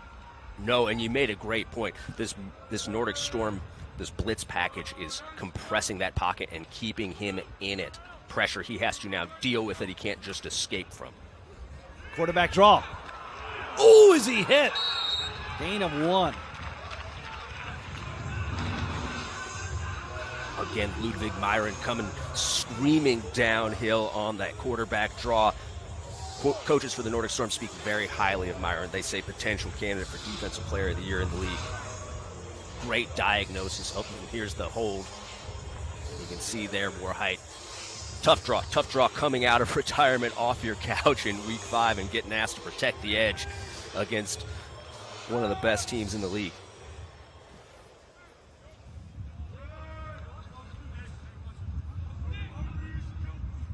Here's another blitz coming. Reverse, throw it back, loose ball, picked up. Okonkwo staggering, but a big loss on the play as he tries to come back up the near sideline. That could have been disastrous for Munich. I have to assume that was some sort of reverse pass right there. Otherwise, I don't know why the receiver would try to throw that thing back to the quarterback. Unfortunately, Geyer was reversing right into a blitz from Glenna from safety. Yeah, you know, and I could certainly be wrong right there because he's going the opposite direction of the quarterback. That might have just gotten knocked out of his hand. At first, I thought he was trying to pitch that thing. Obviously, that would have been a very misguided decision, but seeing the replay, I think that's incorrect. I think he just got blasted and that ball came scooting out. So 3rd down and forever now. We saw him hit the 3rd and 13 earlier in this drive. Let's see if they can get the 3rd and 18. Empty backfield, Tabor winds up, guns it, intercepted at the 6-yard line by the Nordic Storm. Glenna. Tabor's been intercepted twice in the first half. Twice it's been Glenna. Looked like they had the seam route there, seam to the shallow cross as a check down. Let's see the replay here. You can see Rutsch on the shallow cross. I believe that's 16 Dragon on the seam. Little switch release seam. Great job by Glenna coming out of the middle of the field and getting underneath that thing. Again, instinctual, very instinctual player, Luke Glenna. Reading Russell Tabor's eyes, getting in the passing lane. Tabor had been intercepted once all year long. He's been intercepted twice by the Storm in this first half. Great job so far by Coach DeLeon's defensive unit for the Storm. Good game plan. 3 first-half takeaways. Hit as he throws. Clark downfield. Nearly intercepted the other way. Another well-timed blitz in this game. They come off that offense's left edge right there. Probably the corner coming. Clark didn't feel it, didn't see it. Got hit as he was throwing. Ball sails. Should have been an interception for the Ravens.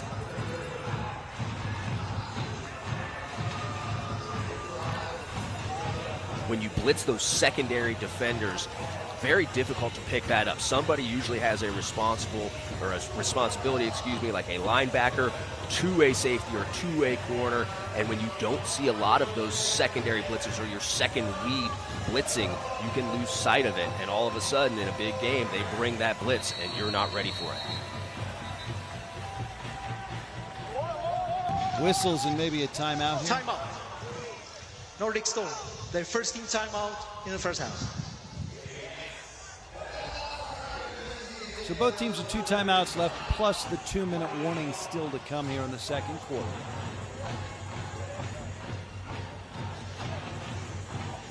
The Storm turning away Munich as they drove down for what could have been an equalizing touchdown. But their 3rd takeaway of the first half, now they start deep in their own end.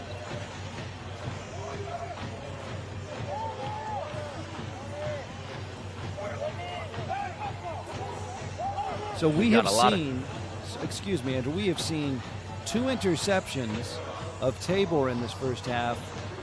He had only 1 on the whole year, and remember, Justus Zelig fumbled on the opening drive for Munich. That was the first fumble lost all year long by Munich. We've got the turnovers, we've got the drops. Everybody maybe a little amped up for this big game. See if we can settle in at halftime. Everybody kind of take a deep breath.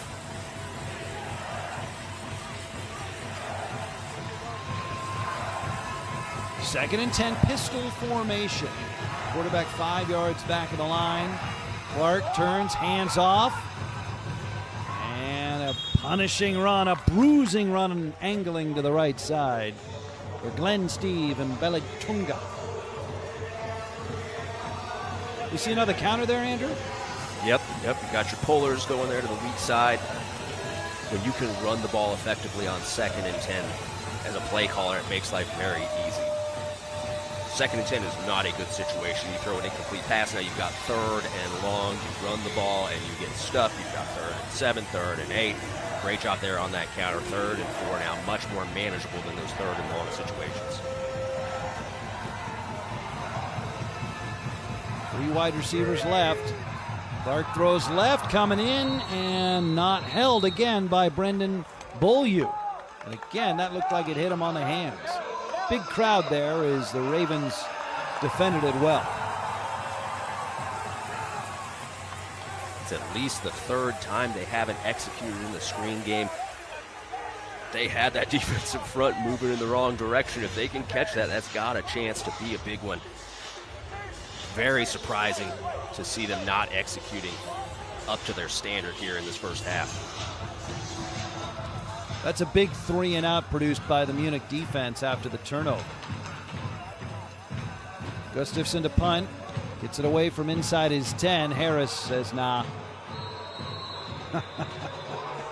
With a dismissive wave of his hands, Bijan Harris says, I won't be returning that. That was Lambert on the punt, excuse me. The backup quarterback, not Gustafson.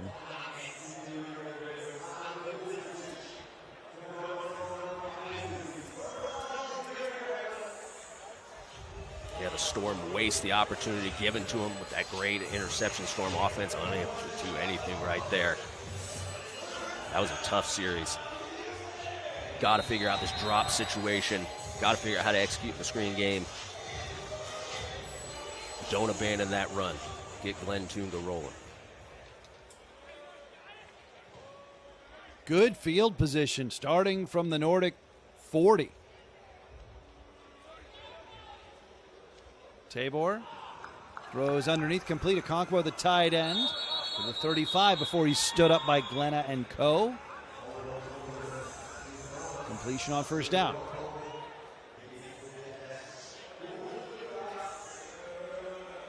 Just a little stick route there on that 3 receiver side. Easy 5 yards. They play zone. Looks like they had a zone side and a man side there trying to get Z-Lig on the wheel route. On the single receiver side, Tabor sees zone, says, I'll take my easy 5. Bangs the hitch to Okonkwo.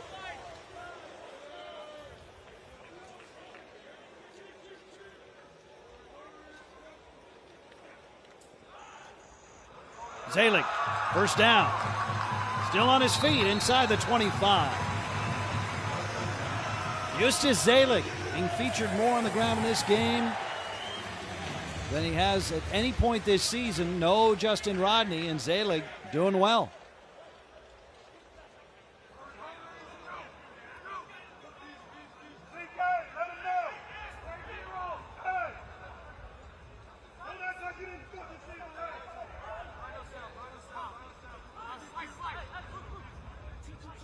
Tabor setting his offense, looking at a big front from Storm.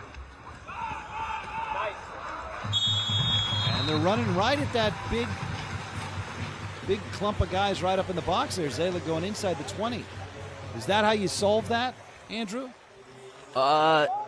In my opinion, probably not. Yeah. But hard to argue this is a productive run right here. And sometimes when you've got that physicality up front that the Munich Ravens do, go to it, run it.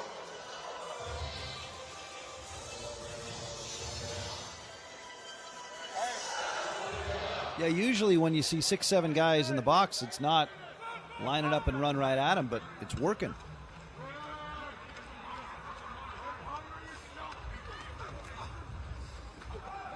Here goes Poehler. Poehler is upended before he could pick up the first down. Again, Glenna got low. Good pad level on that tackle there. Glenna, we've called his name a lot. 2 picks and a tackle here against Poehler. And that brings us to the 2-minute warning. So 3rd and short coming up for the home team. This is 2-minute warning. On the move again in Storm territory. And Munich looking for the equalizer here late in the first half.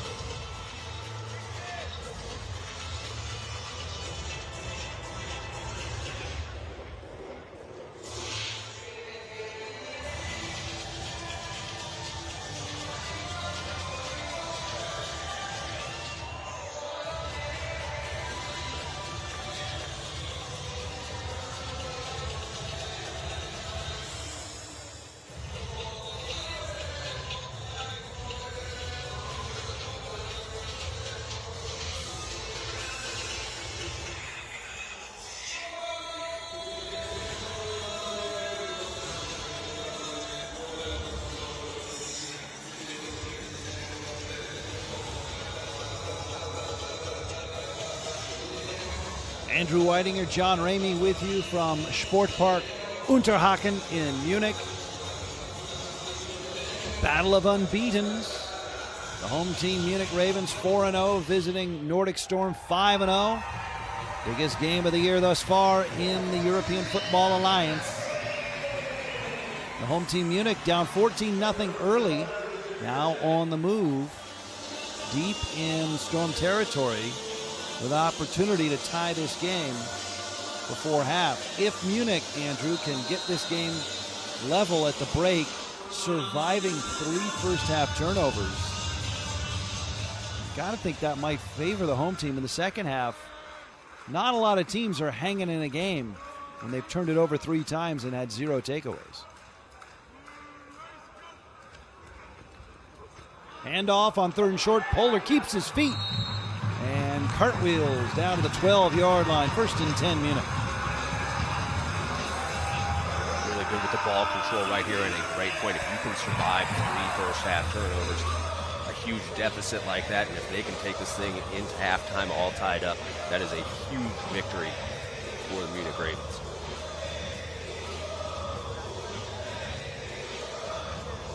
Of course, last drive, Munich was down deep in similar position when Luke William Glenna had his 2nd interception of the first half, the 3rd of the 3 takeaways by the Storm defense. 1st and 10 from the 11. Tabor back with time. Throws incomplete at the 6-yard line. He wanted Zelig headed towards that sideline. Again, they had the favorable matchup. End up with Dyrendal matched up there in a man coverage or a match late in the down on Justus Zelig. Zelig just a little bit too quick for Dyrendal. They just weren't able to connect right there. If they were, that ball probably would have found its way into the end zone.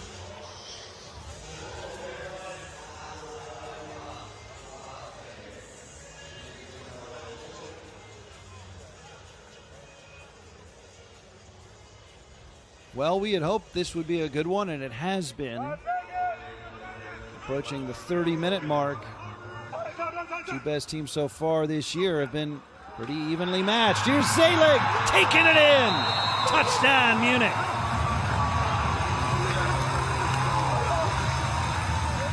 Munich in that jumbo set going, looks like an outside zone play to the right. You know, with that jumbo now, they've got Nori Noili. He had been their jumbo in the last few weeks, joining this team from the CFL.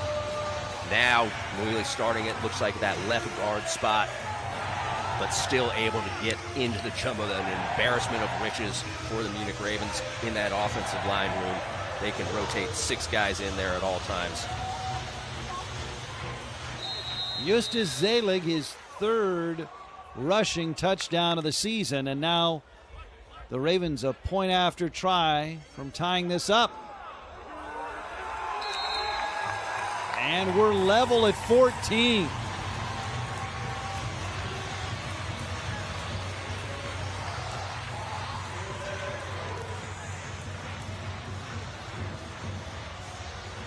Yeah, boy, they didn't see touch that line just Justus, killed yeah. right there. Wow. He just knocked one guy's hand away. He was almost untouched going in. And shoot, that might have been 7 offensive linemen in the game. It looked like Warheit lined up as one tight end there, Ogobi, or I'm sorry, I got the name wrong. Lined up Ogobi, same difference. Lined up as the other tight end. They got 7 linemen in the game they feel good with, and you could just see the whole thing tilt that right side, moving the Storm defense off the line of scrimmage. Nice and easy for Zelig to walk his way into the end zone. Storm led this game 14-0 in the first quarter. Munich has scored 2 unanswered to tie the game at 14. The Storm will receive the second half kickoff. But almost halfway through this one. And the most anticipated matchup of the year has delivered. A fumble on the goal line and a live ball. And here is Almeida buried. So trouble in the kick return game. And the Munich kick coverage team makes the Nordic Storm pay.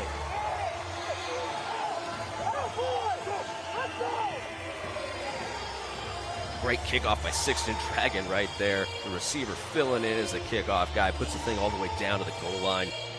Almeida got to tuck that ball away. That's a great way to make your coaches real nervous. Run with that thing way off your body like that. Zach Embra with a crushing tackle on Almeida. 1st and 10, Storm from their 9. Timeout. Munich Ravens is the 2nd timeout in the first half. So the Storm have 2 timeouts plus this Munich timeout to get organized, and 61 seconds. Now certainly this is enough time for an offense as explosive as the Storm's. But has Munich done something different as this first half has progressed to slow down their offense, or is it simply they've limited the turnovers? Yeah, I think we've got kind of a lack of an execution issue here. You know, the Storm, they've got the open touchdown to Bolio earlier in this second quarter. Just the drop in the end zone should have at least 21 points on the board. They follow that up with that poorly executed field goal attempt. I think that the Storm just got to settle into this game. Offense maybe just a little bit too amped up.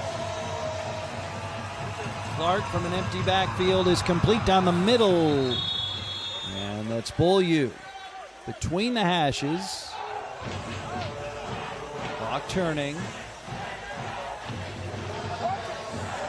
Clark back, comes out near side, complete to Miranda, out of bounds. Stops the clock at 42 seconds. Getting those shoulders forward, getting out of bounds, getting that clock stopped. Here it's inside the 2-minute warning. Those shoulders have to be moving forward as you go out for the clock to stop. Miranda dealing with the trash around his feet, able to get himself oriented properly. Little gain and stops the clock.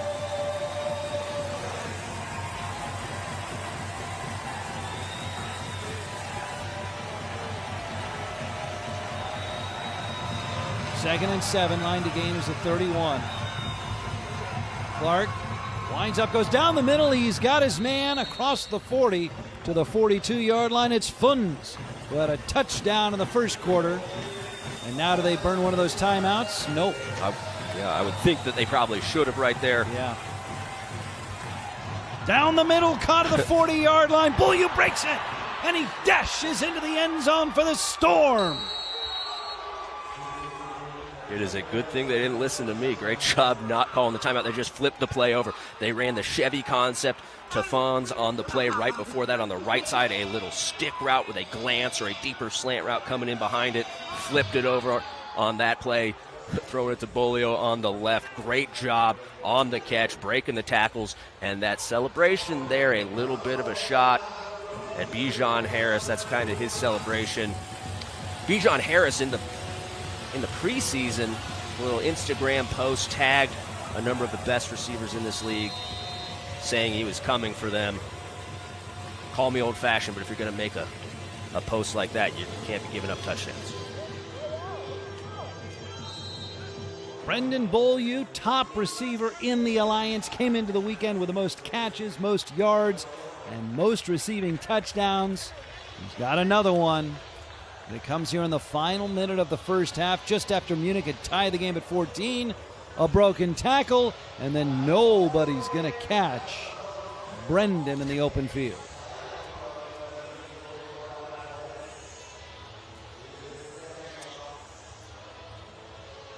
Yeah, just to throw my opinion out there, obviously not a huge fan of the social media posts, but also not a fan of this celebration. Just get in the end zone.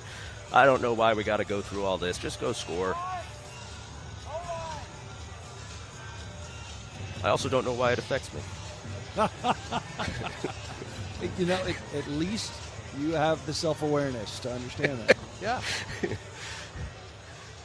Great catch and run, though. Outstanding execution on the Chevy route right there. Really, really well done.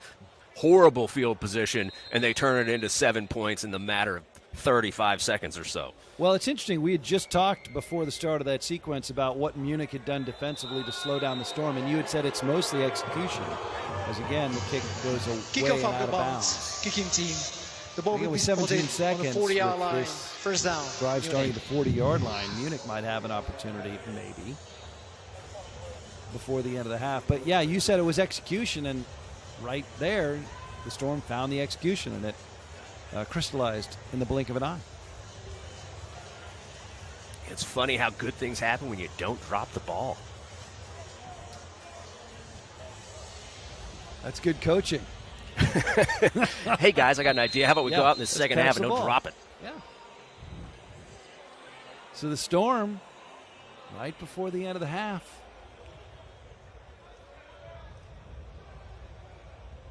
now let's see what Munich does.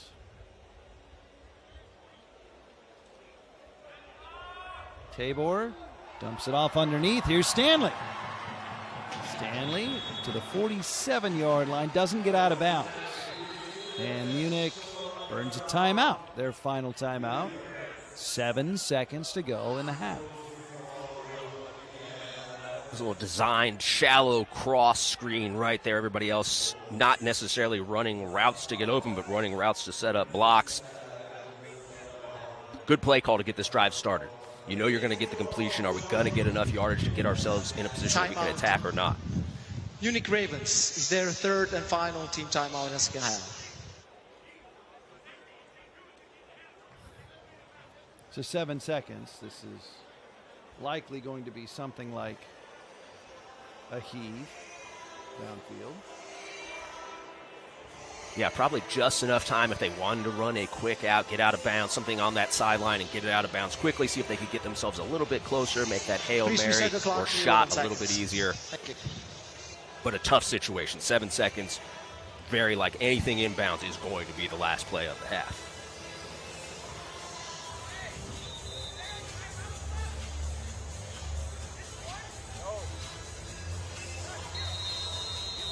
Coach John Shoup with his defense playing deep. 11 seconds back on the game clock, so that changes things. Could be 2 snaps here. Tabor winds up.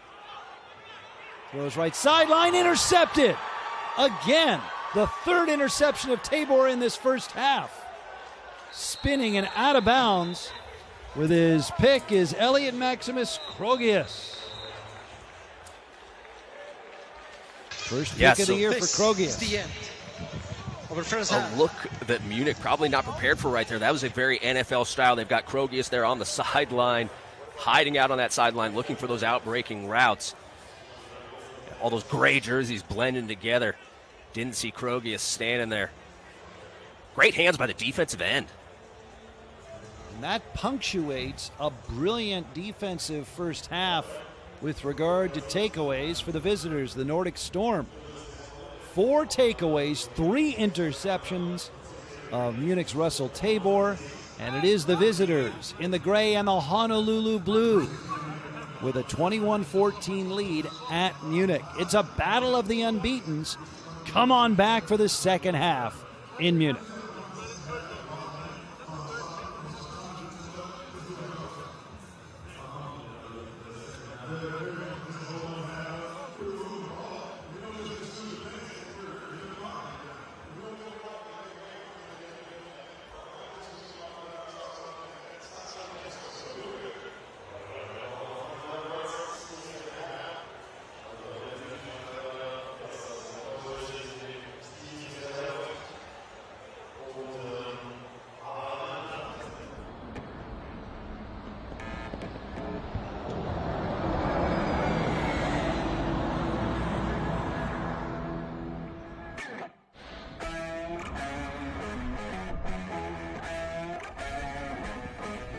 Yeah.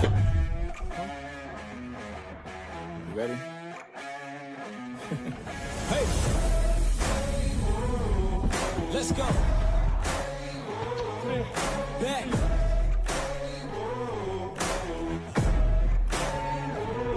I'm at my prime.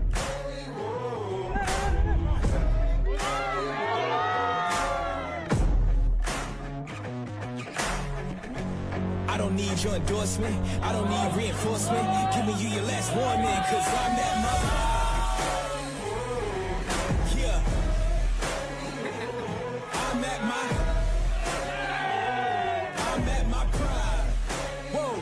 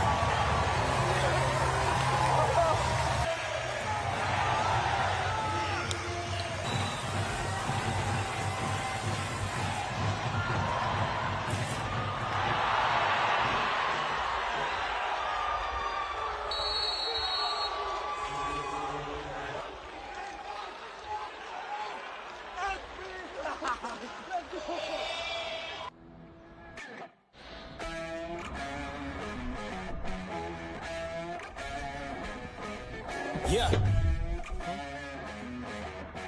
You ready? Hey. Let's go. Back.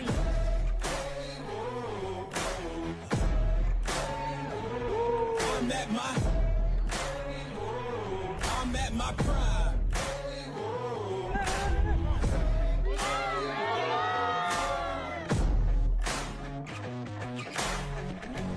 I don't need your endorsement. I don't need reinforcement. Giving you your last warning, cause I'm at my prime. Yeah. I'm at my prime. Whoa.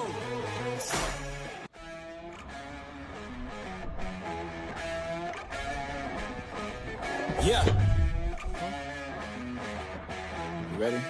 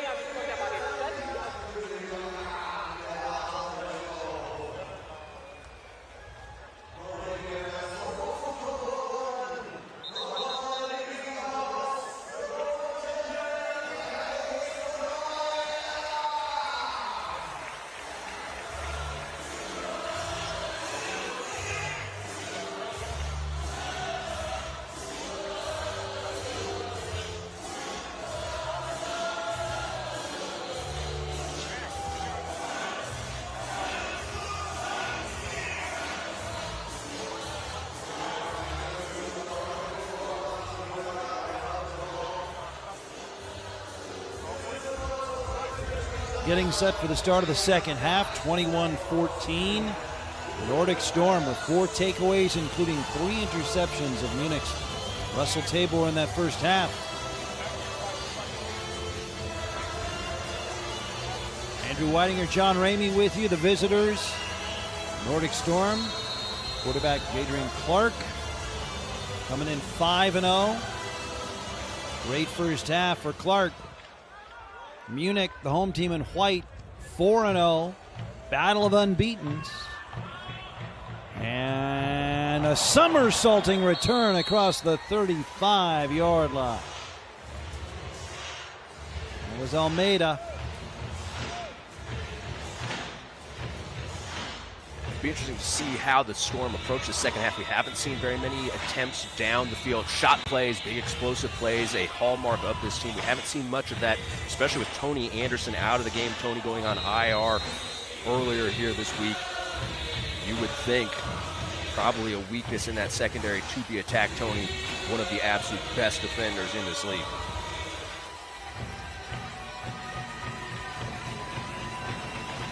Jadrian Clark,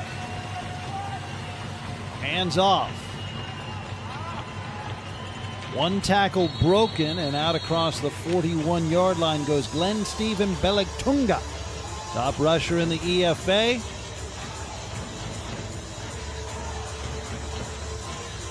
I know he didn't get him down right there, but Nasri from that linebacker spot, they were running an inside zone with a fill block. Roberto Miranda coming through the line of scrimmage, fitting on one of those linebackers. Great job by Nasri, blowing up that block, getting his hands on Tunga. He stopped that play. Didn't make the tackle, but got the play stopped. Allowed the rest of the guys on defense to rally the football. This Munich defense is undermanned today due to a key injury to a key contributor. Can't underestimate the impact that Tony Anderson has on your team. No Tony Anderson today for the Munich defense. He had been the physical enforcer this year for the Ravens. I talked about it before when I was with the Rhein Fire. We played Tony when he was with the Frankfurt Galaxy, and when we signed Tony and you'd watch that tape, you'd say, who's going to make the tackles for this Galaxy team? Tony all over the field for them. That guy is a stone-cold stud playmaker. Offense, number 3. 5-yard penalty, still second down. First down.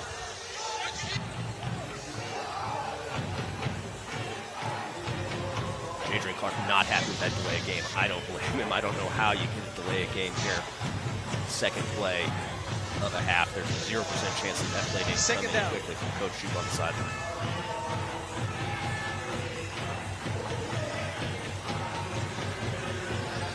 The 2nd and 11 following the penalty. Line to gain is the 47.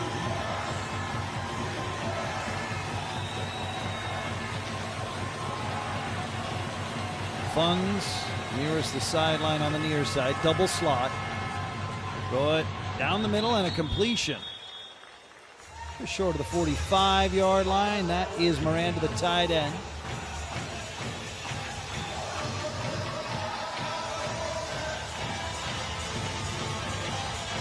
Just a little spot route. Roberto Miranda, probably the best tight end in this league. You know, we mentioned he played in games at the University of Arizona. That's as high a level of college football as you'll find. Miranda, formerly with the Stuttgart Surge, now here with the Storm. 3rd and 2. And Tunga's not going to get there, and a flag comes in as well as he is hemmed in and thrown back.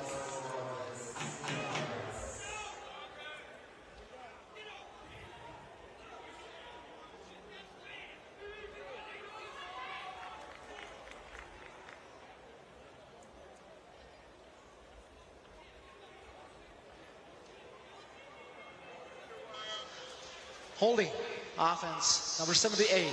10-yard penalty, 3rd down.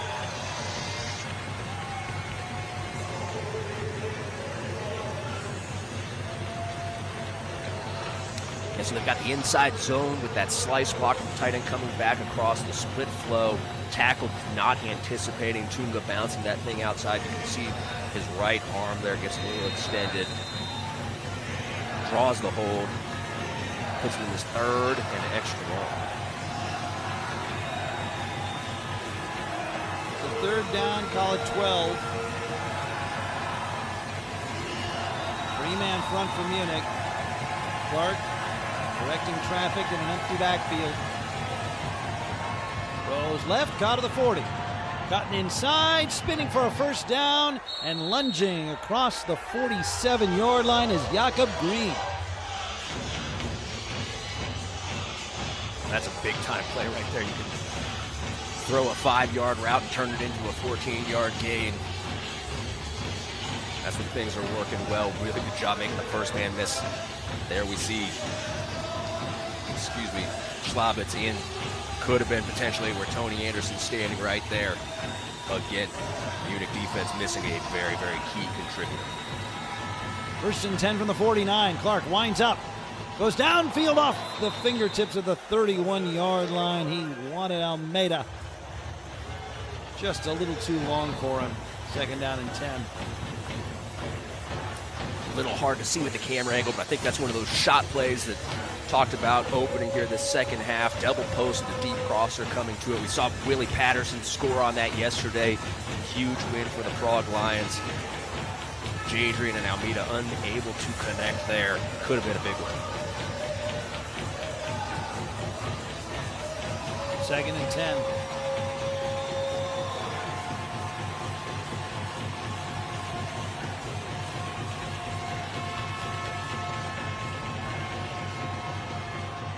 Tipped up and incomplete. Christoph Mitzelnatter, who has 2 picks this year and a blocked kick. He's been a big play man for the Munich defense. Almost a tip drill here.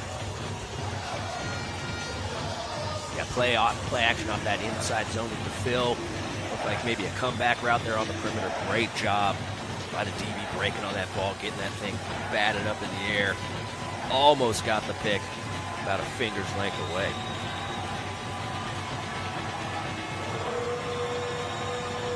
Munich has never led. And incomplete.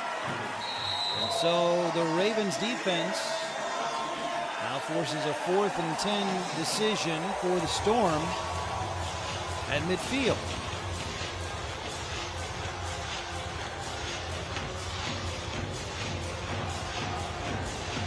We got a tip ball there, Zergenbill.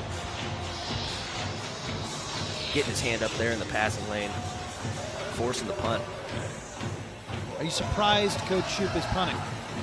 4th and 10, just on your side of the 50. Sure. We'll let this one go.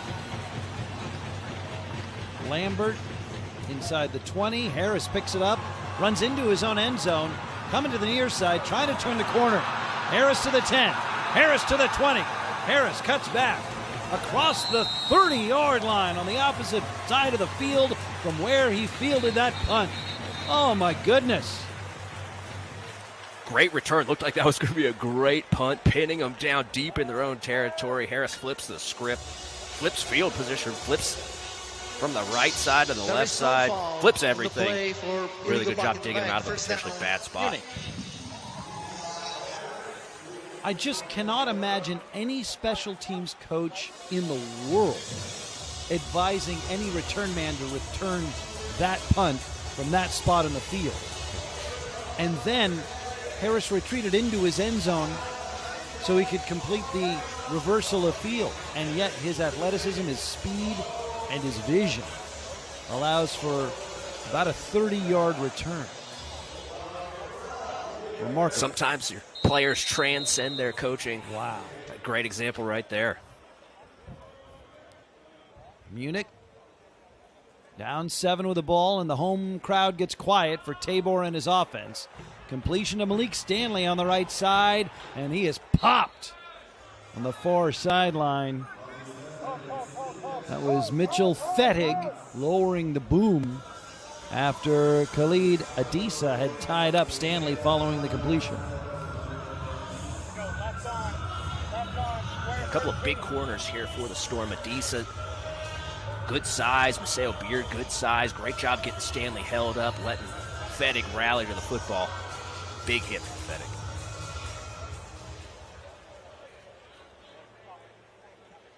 The Storm pass rush bothered Tabor in the first half. Let's see if that continues.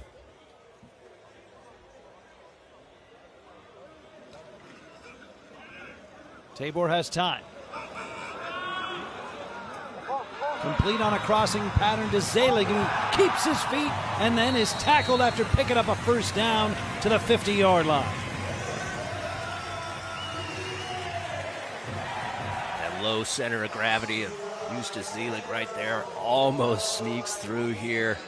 What a great job maintaining his balance. Even better job by Dyrendal recognizing the guy's not down and I got to get his feet, see if I can't get him tripped up. I don't know how Zelig did it, but he managed to keep his knee off the turf, and that second effort got him out to the 49-yard line. Again, the knowledgeable home crowd quiet for the offense. Swinging out right side, Zelig with room. Weaving inside the 40 and down to the 35 of the Storm. Finally tackled by Fettig after another big gain for the versatile running back, Eustace Zelig.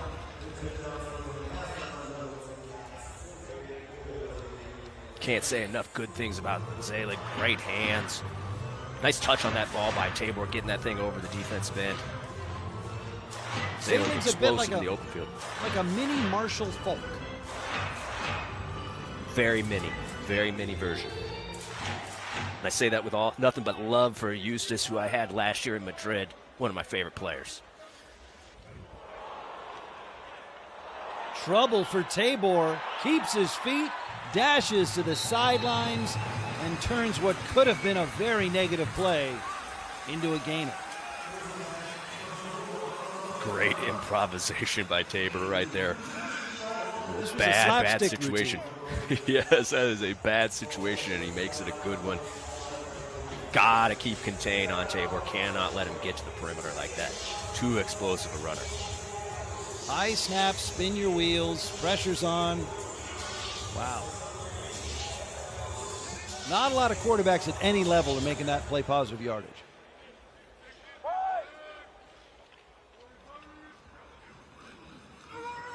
A fake. Tabor comes upfield, dives towards that first down marker. What an effort. Might have landed on the ball and knocked the wind out of himself. Yeah, you know, Krogius sees Tabor go down like that, ends up jumping on his back, unsure if he's down or not. But when a quarterback goes down, he's down. They're going to call that he's declared himself down. You'll see here just at the end, Krogius jumps on him, worried that he's not actually down. Lucky he didn't draw the penalty right there. Yeah. So he's short of the first down. And he landed again, ball to abdomen. So I think he might have lost his wind for a moment. Meanwhile, let's see if Zelig got there.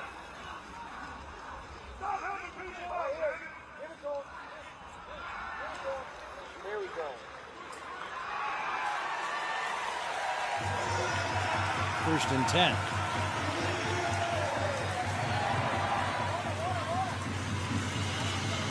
Might have been the camera angle right there. Looks like a favorable spot for the Ravens. Hard to say for sure. Good job by Eustace getting that first down. The Storm 25. Munich trying to tie it again. They were down 14-0, came back to tie it at 14. Tabor not held by Stanley at the 20.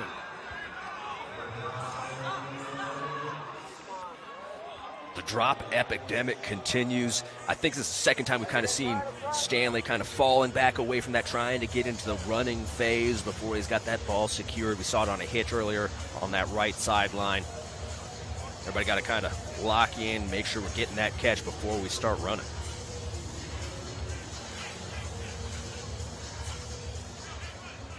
We've seen drops from both teams' best receivers.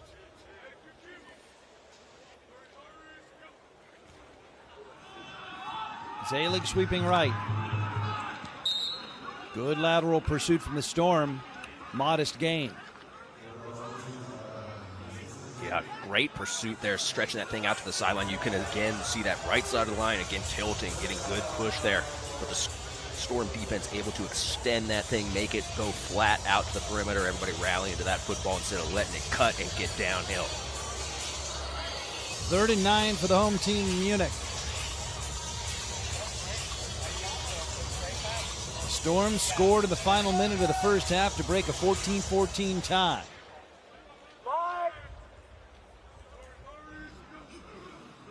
Tabor in an empty backfield against a blitz. Bouncing around, rolling right. Throws down the sideline and trying to haul it in is Geyer, but he couldn't stay in bounds.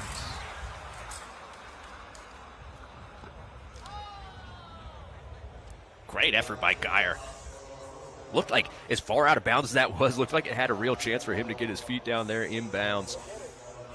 Storm, again, they've done a good job so far keeping Tabor in that pocket. We've seen him get out of it a couple times here in the second half already, right there, able to stand tall, buy himself time. They can't allow that to happen. He will make them pay if they let him continue to play this kind of football.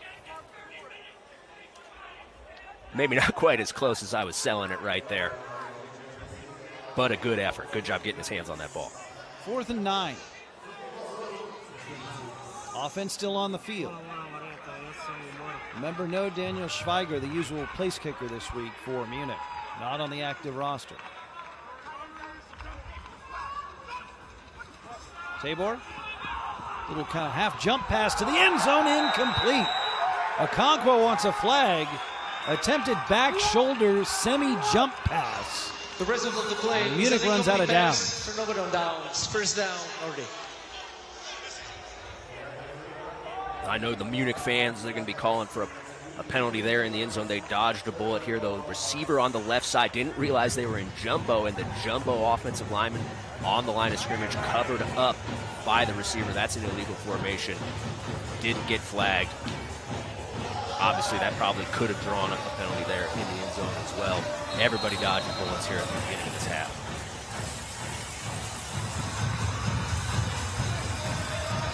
So a turnover on down. Storm from their 24. Clark hands off. And a nice run on first down going left. Tunga. The combination of speed and power from Glenn Steve and Beleg Tunga. You can see why he's the top rusher in the alliance.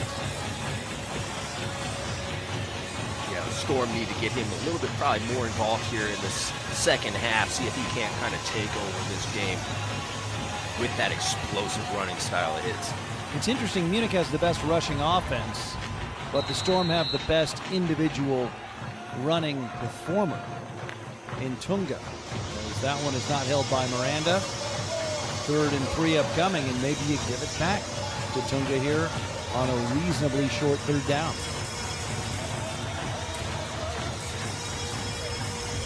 That's a good point here. We've got, Munich's kind of got that kind of three-headed attack with Zelig, with Justin Rodney, with Russell Tabor. 3 guys that all get a lot of carries and do a good job with the football in their hands. Versus the Storm focusing on Glenn as their primary rusher. 3rd and 3. Tunga coming right. Trying to cut through a sea of white jerseys, and he does. Dragging tacklers across the 35. Boy, they had him well covered. That did not look like it was going to convert right there. A little split action from the receiver spot on that outside zone play. Glenn just puts his shoulder down, gets low. Really, really good cut back to the inside there to get that first down. Big time run for a first down for the visiting Storm.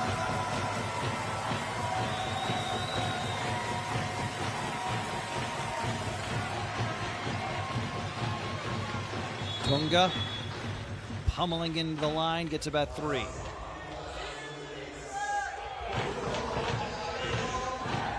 Wael Nasri at the bottom of the pile defensively for Munich, 2nd down.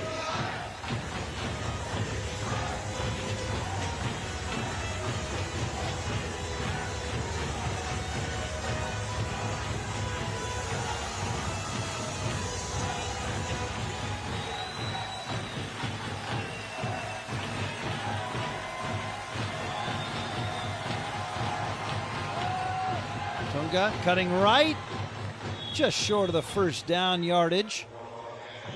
Schmidt the tackle. Interesting wrinkle there, running behind the motion man who served as a lead blocker. Yeah, the Storm love shifting, building that wing set, tight end wing. Be it two tight ends, a tight end and receiver. Getting the other receiver, Fonz there coming in motion and running power with that pulling guard in behind the whole thing that they build on the fly. Nice way to run power. Hard for the defense to adjust to all those moving pieces pre-snap. 3rd and a yard. This is the look. We saw that shredder, that weak side counter from earlier. Looks like we're going to get that again. Yep. Tunga's got a first down and more. He is into Munich territory. A little extracurricular discussion after the end of the play. Combined Buckram and White contributing the Munich side of that bilateral exchange.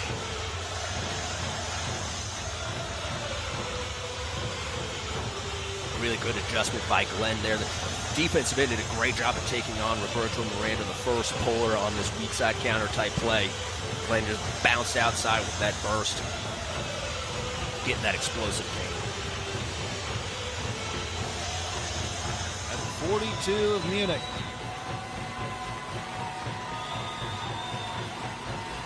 Storm trying to win on the road for just the 2nd time this year. Trouble in the backfield, and Tunga's going nowhere. The quartet of Ravens gang up on him. Nasri says he's got the ball at the end.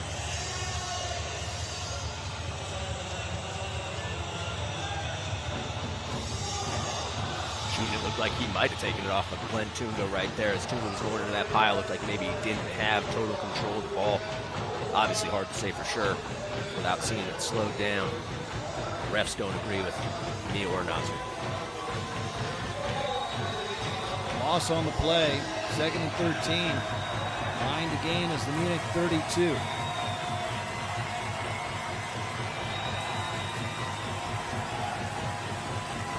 Clark throws right, complete at the 30, yanked down just shy of that 30-yard line. Brendan Beaulieu with the completion.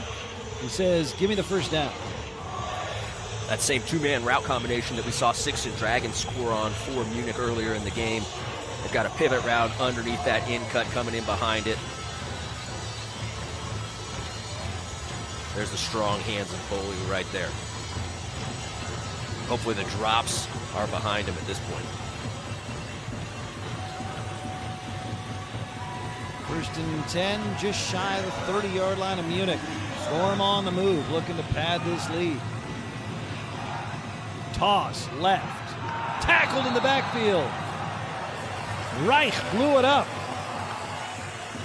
The leading tackler for the Ravens pulls down Tunga for a loss.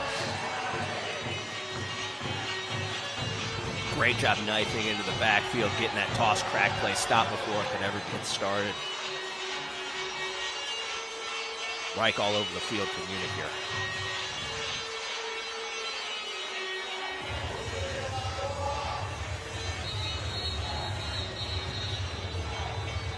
Now a stoppage and a flag down here in the final minute of the 3rd quarter. Coach Shoup. Demonstrative on the sideline. He's hot about something. Stanley Hamader is our referee in the white hat.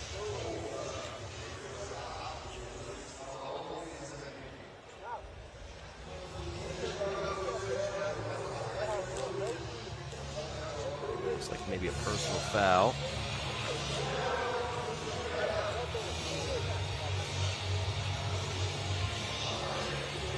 Doesn't feel like too much urgency to tell us what's going on.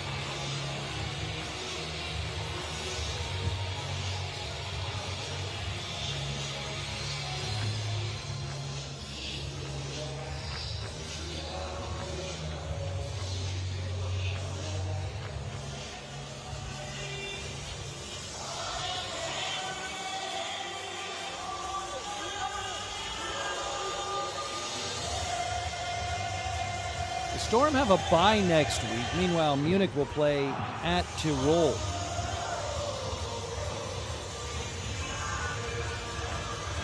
As we matriculate through this There was no 2026 foul campaign. in the play for unnecessary roughness. Second down. All right, well, in the course of human events, we did not have a foul.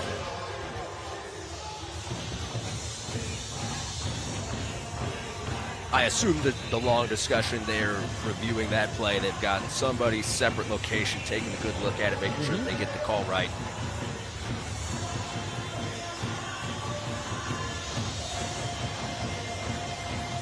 Second down and looks like close to 15, maybe 14 after that tackle on Tunga by Reich.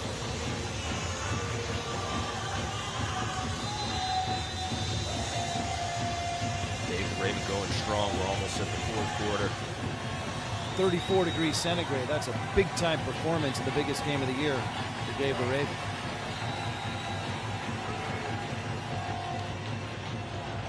A weak side screen and an awkward tackle. That did not look good as Tunga got kind of bent backwards.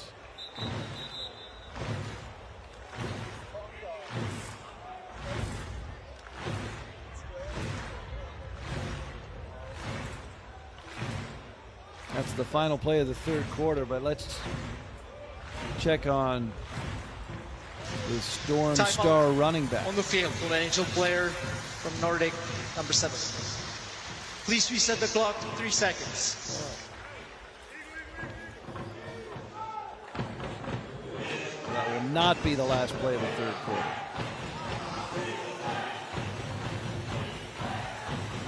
That right leg gets bent under there funny. I don't know which leg he got injured last year. Let's hope Tunga's all right.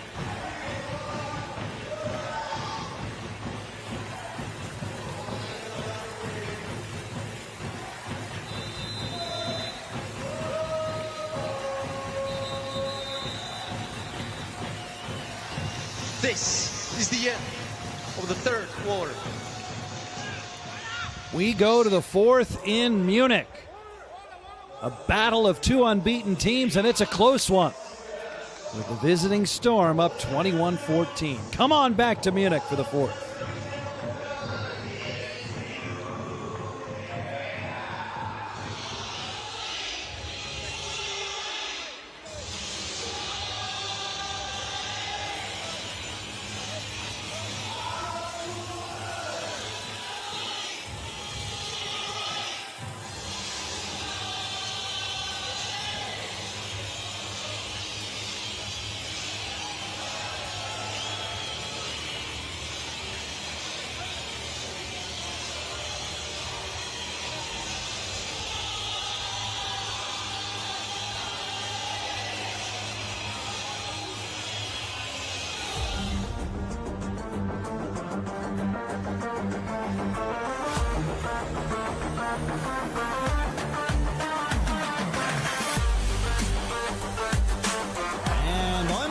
Across the 35-30 down to the 25-yard line. A fake and a pass down the seam, kind of the 40-yard line to midfield.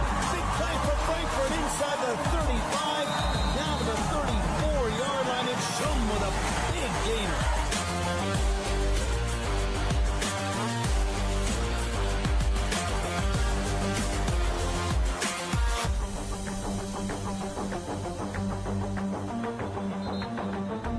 Looks like he wants to throw. Now he's going to run. And he darts inside of the 20. Look at the acceleration to the 10. Chambers goes in.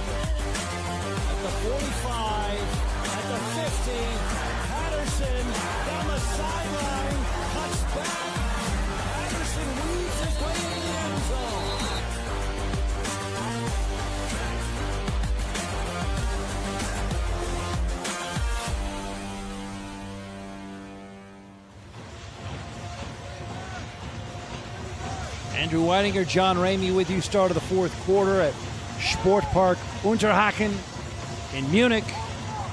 The Nordic Storm, unbeaten, leading 21-14 over the home team, the Munich Ravens, also unbeaten at 4-0.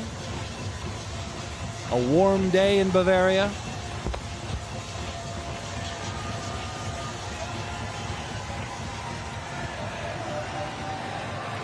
Adrian Clark, the Storm quarterback, complete out of the backfield. And out of bounds on the near sideline. That's Magnus Norgard. So Norgard is in. The leading rusher in the Alliance, Glenn Tunga, was shaken up on the last play of the third quarter. And Norgard, Norgard coming in making the reception here, but yeah, that's going to be a key substitution now. Throw it down the middle, and that's complete for a first down, spinning between the hashes, down inside the 12-yard line for the Storm. Brendan Beaulieu's got a first down. Big conversion for the Nordic Storm.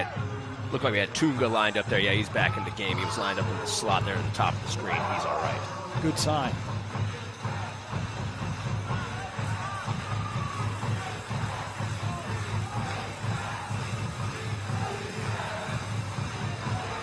From the 12, I formation. Clark under center. Toss. Tunga cuts back and thrown back after a 2-yard gain.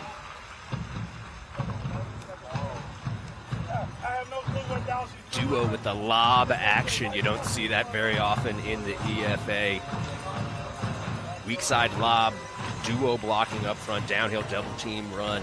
They've got the receiver coming across the formation to block the most dangerous man on the strong side. Only 2 yards, but you gotta love the look. I love that old I formation. Oh, yeah. 2nd and 8, Clark with time. Down the middle to the end zone, caught. Touchdown. Green's got it.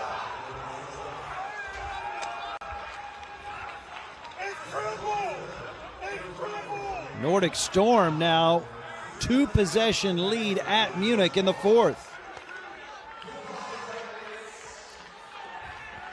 Storm might have dodged one right there. I'm not convinced that everybody was set before they snapped that ball. Hustling the line of scrimmage, might have snapped it just a fraction of a second quick before they could all get set. I also might not know what I'm talking about. Well executed. 2-touchdown advantage here. 13 minutes to go. Point after try. Gustafsson. The Nordic Storm up 28-14 at Munich, and the hometown faithful subdued. That's too much time for Adrian Clark.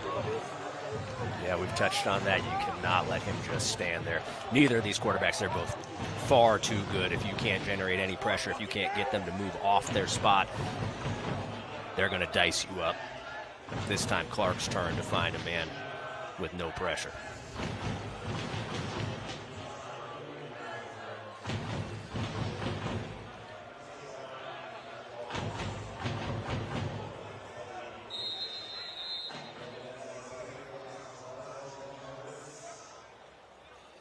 So a commanding 2-possession lead. A lot of football left. And Harris will not return this one. So Jakob Green, after his touchdown reception, blasts that kickoff away. This might be the first game in the history of the sport where we've had 2 receivers catch touchdowns and turn around and kick off. Yeah. Somebody contacted Guinness Book of World Records. I don't know for sure, but I think we got a shot. Green with his 2nd touchdown reception of the season.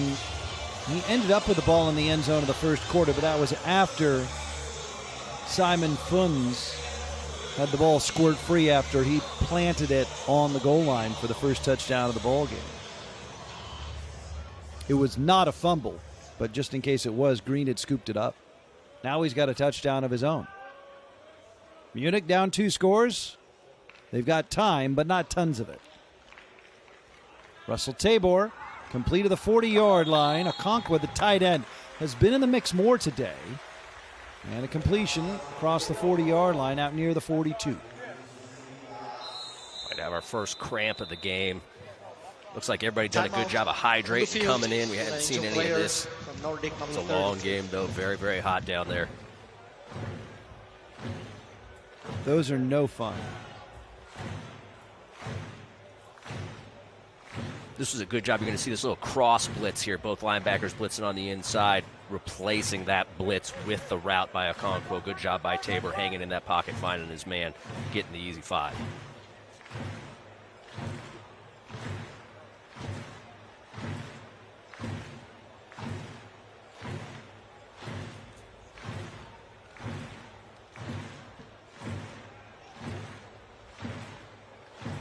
Thrilling game earlier this week. Yesterday, Prague with their first win of the year, 45-44 over Raiders Tirol.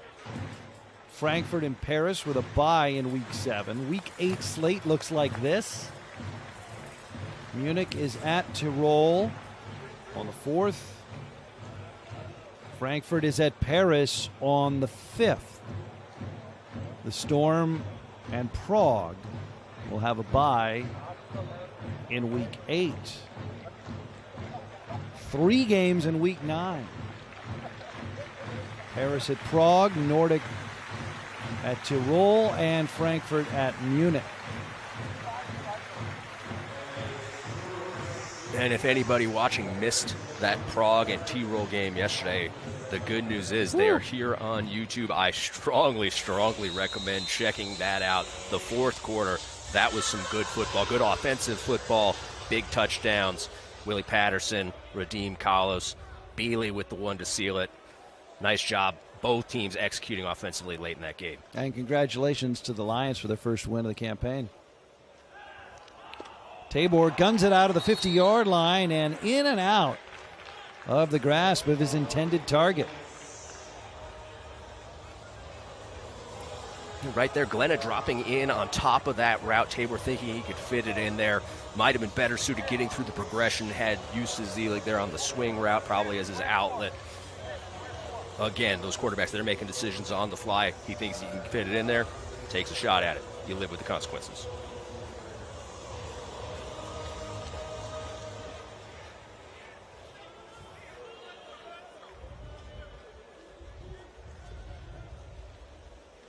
Third and 3.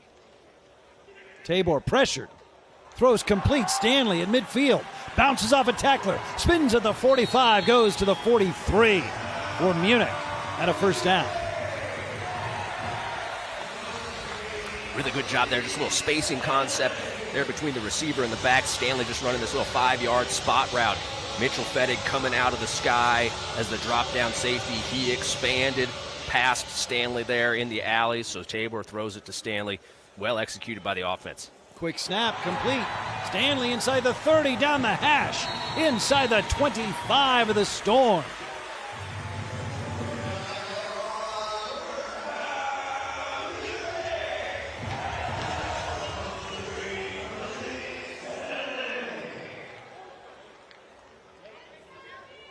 Finally tackled there by Dirndl, but another healthy gain.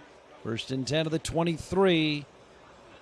Tabor goes deep, right side, end zone. Geyer couldn't hold it.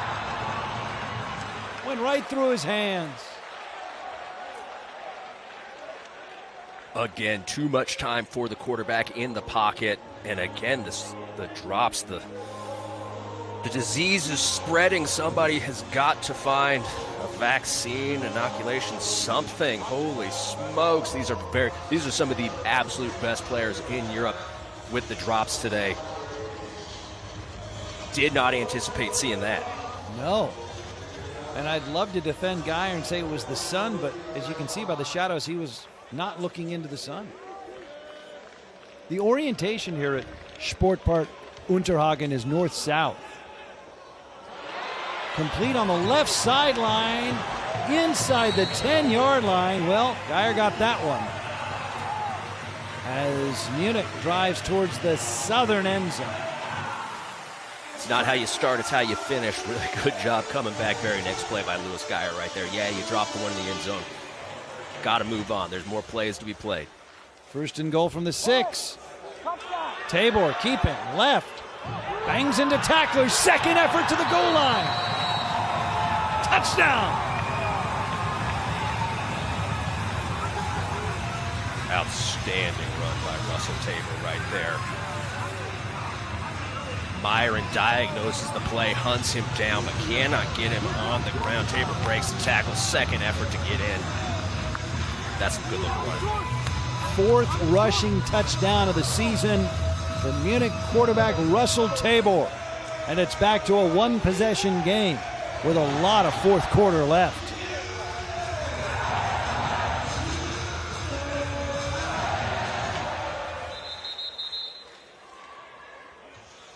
The previous play is under review.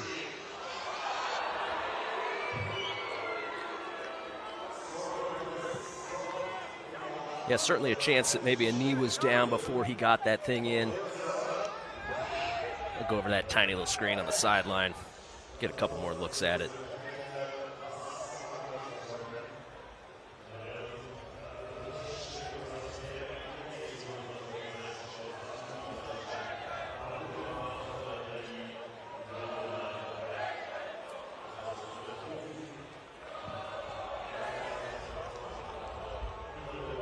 Might just be looking for an excuse to get in the shade, too. Hard to say.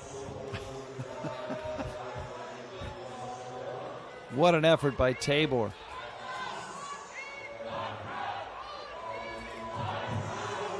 Just takes advantage. Myron just a little bit over aggressive there.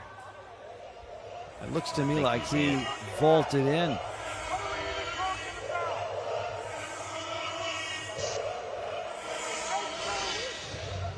That's too good of an effort not to get the touchdown. After review, the ruling on the field stands. Touchdown.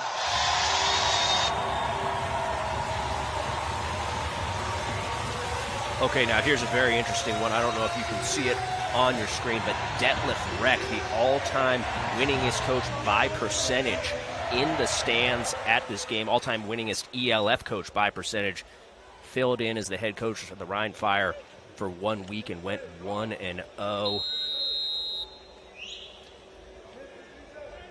Royalty sitting in the stands at the Ravens and Storm game today. Point after try. Good. So that's Mikhail Stadler pinch hitting on place kicking duties for Daniel Schweiger, and he gets the point after try, punctuating this great second effort touchdown run by Munich quarterback Russell Tabor. And it's a 1-possession game, 28-21 Storm. The Munich faithful fired up as the home team is rallying.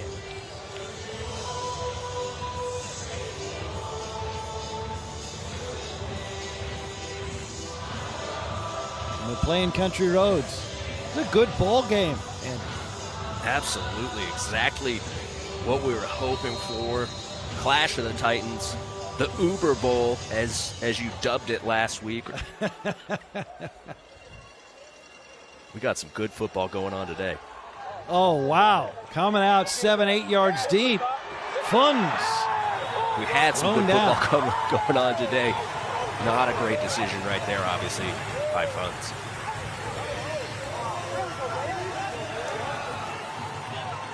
So perhaps a little too much enthusiasm and not enough prudence there. A hesitation in the end zone.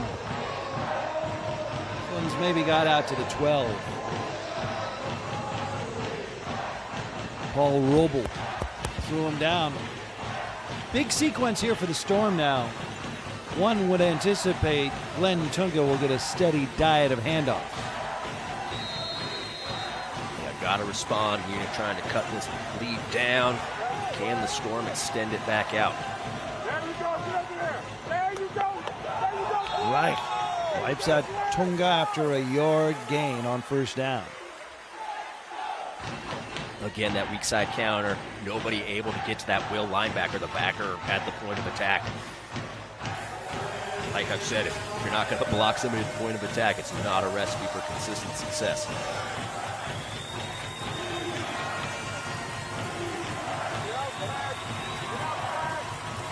Passing formation here with 3 wide receivers to the right side and 2 slotted left. Munich rushes 4. Clark lofts it out of bounds near side. Divine Buckram from safety crept up to the line of scrimmage on the near side, adding to the 3-man pressure from the line. It's a good job disguising the coverage there by the Ravens.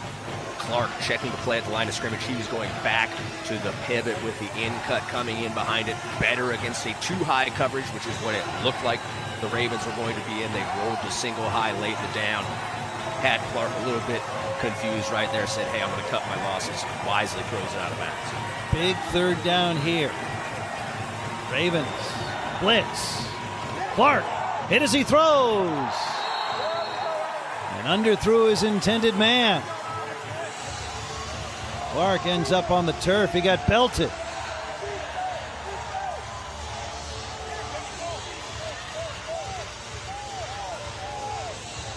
They got that backer coming off that left edge. Looks like that was the direction the line was sliding, and your left tackle got to keep sliding out to that guy. Just too slow getting to that blitzer. Allows Clark to get hit as he's throwing. Lucky that they got away with the incompletion. Could have been far, far worse. So Max Lambert will punt from his end zone. Harris standing in front of the 50-yard line. A critical punt execution play here for the Nordic Storm. And now they'll have even less room. So even if this punt is away without issue, no gimme, Munich will likely have very good field position. Yeah, the last time the Nordic Storm were punting from backed up, Munich was setting up the return. You can see them doubling both of those gunners on the outside. They're setting up for the return, saying, hey, no matter what happens here, we're going to have that field position. Let's see if we can get a big return out of it. The kick is away. Harris on the bounce from his 40. Harris left sideline. Burst of acceleration, and he's out of bounds well into Storm territory.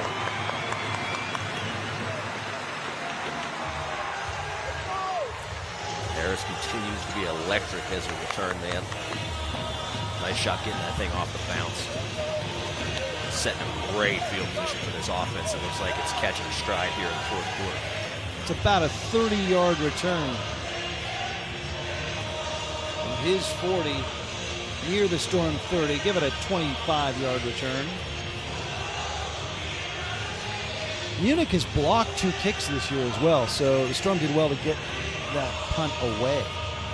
But now, even though Munich trails, one senses the momentum may be swinging to the home team here in the 4th.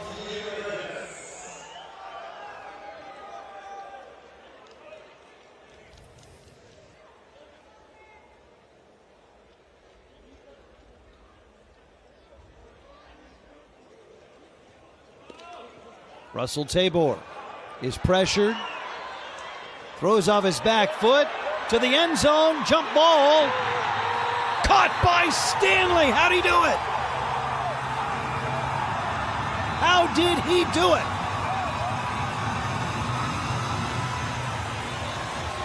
That was outstanding, coming from outside in to make that catch. I don't know if we've got a flag on the field. Yeah, we got a hold. I believe this thing's coming back. What an effort by Stanley, though. Holy smokes. Holding offense, number 79. 10-yard penalty, still first down.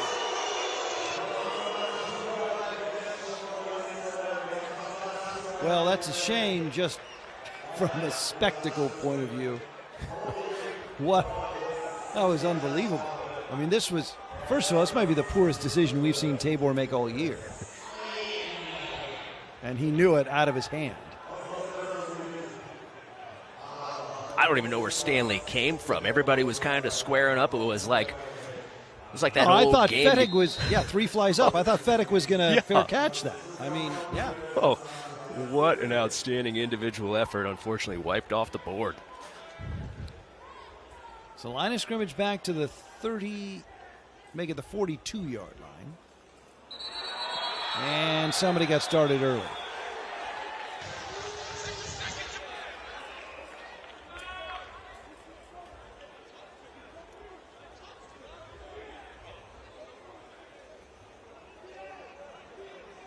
Looked like the offense just reacting to the defense's movement right there. You never know. Hard to say if you're not down on the field. Sometimes guys flinch, hard to perceive Four-star it. offense, number 78. 5-yard penalty, still first down. Roman Varheit.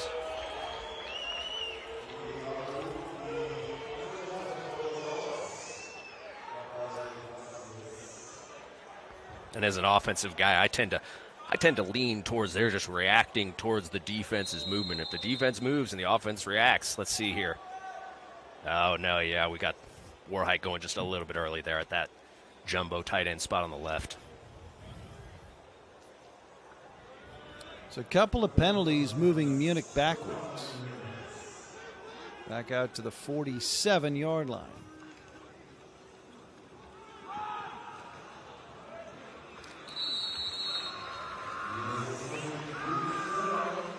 Zayla gets about 3.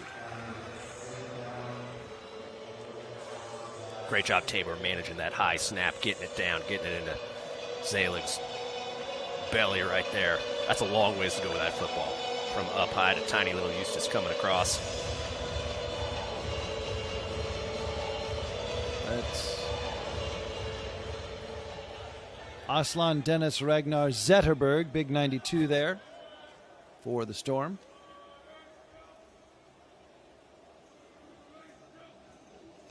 Second down and long. Tabor over the middle. That's complete inside the 30. Chunks of yardage as they try to pick away after the 2 penalties moved them back.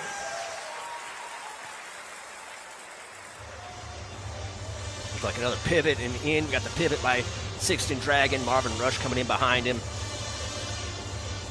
Good job by Tabor getting through that, starting on the left, getting his eyes back around to the right side of the field and finding this man. Sail Beard Egre with the tackle for the Storm. 3rd down and 5. So they've gotten it manageable, 5.5.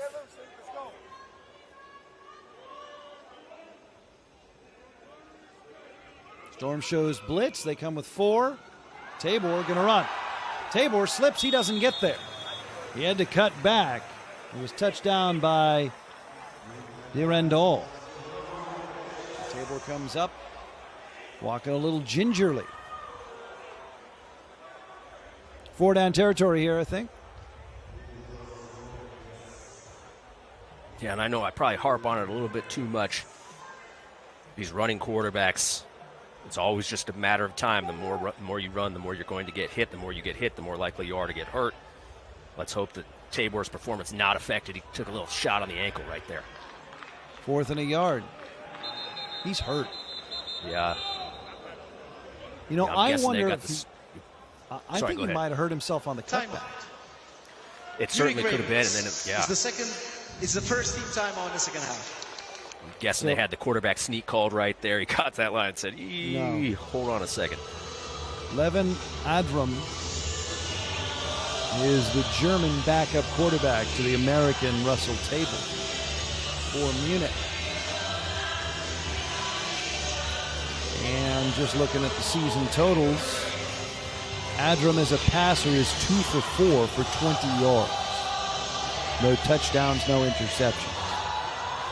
So Levin Adram does not have a ton of time at the controls of this offense. But Tabor can stay in there. He's walking a little bit better now. 4th and short, big play here in this game. See if the Storm can turn them back. We're going to get some sort of sneak or inside zone. They've done a great job reestablishing that line of scrimmage all day. See if they can't just push downhill. 4th and less than a yard.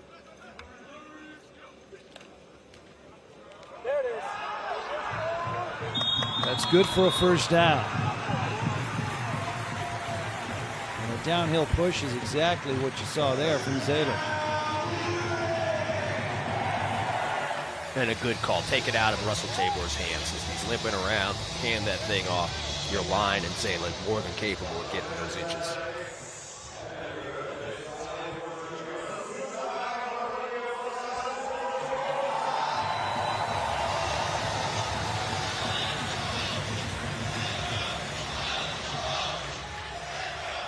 Munich has never led. Down 14-0. They drew even at 14 in the first half. They've trailed since the end of the first half. Zayler cuts back at the 10. Zayler to the 5. He's going in. Touchdown, Munich.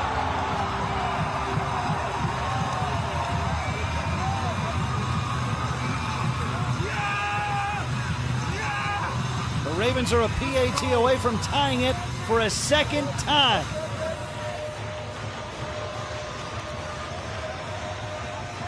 Like a swing screen there to the right. Got a lineman out ahead of that thing. They got to be a little bit careful about some blocking down the field. Might be going for 2 right here, trying to take the lead. Looks like maybe they are. You like it, Coach? Yeah, why not? I mean, if it doesn't work, if it works, this is the best decision you could possibly make. Right. If it doesn't work, the worst decision you could possibly make. Let's see what happens. Kendrell Ellison says go for 2 and go for the lead.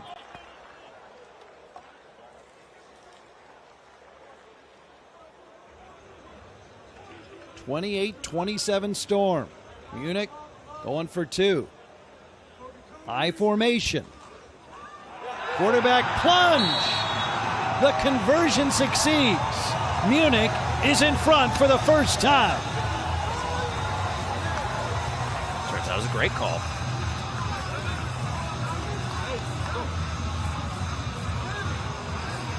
Down 28-14.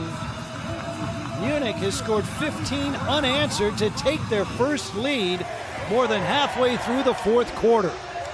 What a ball game. Here's the touchdown that set up the 2-pointer to give the home team the lead. You can see, so the big right tackle I'm guessing about 5-6 yards down the field right there. They might have gotten away with one. Be interesting if we've got maybe a sideline angle, a little better sideline angle like the original shot to see that tackle if he's too far down the field. There's the sneak. Got to be a good feeling if you know you can quarterback sneak 2-3 yards out and convert.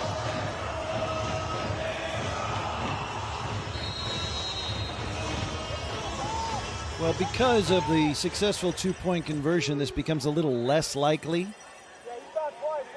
But if this game finishes tied at the end of regulation, NFL overtime rules in the EFA, and that means both teams get a chance to possess the ball after a coin toss to determine who gets the ball first. If the score is tied after both teams have had at least one possession, it becomes sudden death. But now, with Munich converting that 2-point conversion, a tie at the end of regulation, perhaps less likely, although certainly not impossible. You've seen crazier. The Storm trailing for the first time today. Jadrian Clark dumps it off. Tunga in the backfield, drop for a loss. Right. Another tackle for a loss.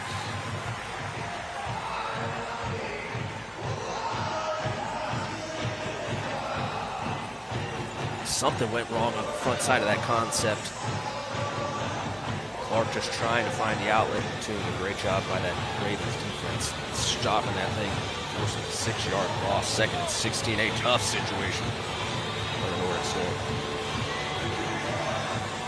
Storm have to think about the time here, too.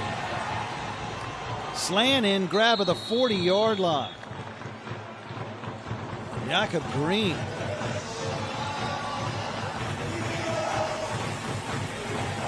Just thinking about time, the Storm can't be too certain they'll get the ball back if they think about punting here, if they, for some reason, face a fourth down. That's a great point. That Munich offense is certainly capable of getting a lot of time off the clock, possessing it, running that ball. Completion right at the yardage marker. Green's got a first down for the Storm. Here's another wrinkle in what is, I think, already the best game of the year. When it comes to field goals and how critical a field goal would be for the Storm here down to the end of regulation, they have yet to make a field goal this year. They're 0 for 2 in field goal tries. Saw that awful operation earlier, too. Yeah, put that in the back of your head. 1st and 10. Tunga, patient, gets back to the line of scrimmage, but that's it. Reich again, along with Nasri. Suddenly, the Ravens' defense, impenetrable on the ground. That's been weak side run, not getting that weak side linebacker blocked again. The Ravens have been the toughest team to run against all year. The Storm managed to do it for most of this game. 2nd and 10.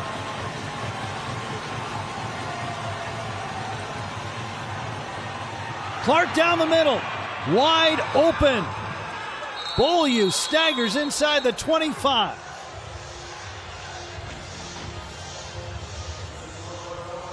I could be wrong. I think that's the same play. We got a flag on the play. Same play they scored earlier. Offense number 7. 10-yard penalty from the previous spot. First down. What they call?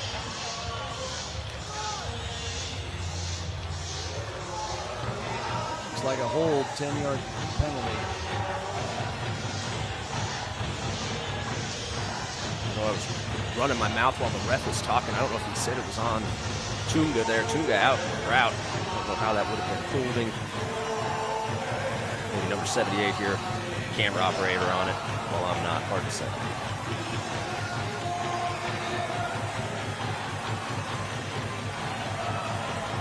Correction. 2nd down.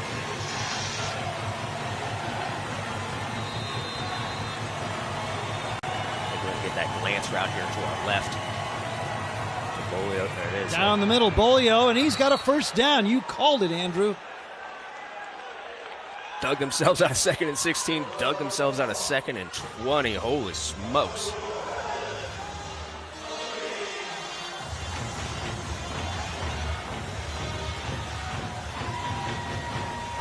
Beaulieu here in the second half, making up for an uncharacteristically inconsistent first half for the top receiver in the Alliance.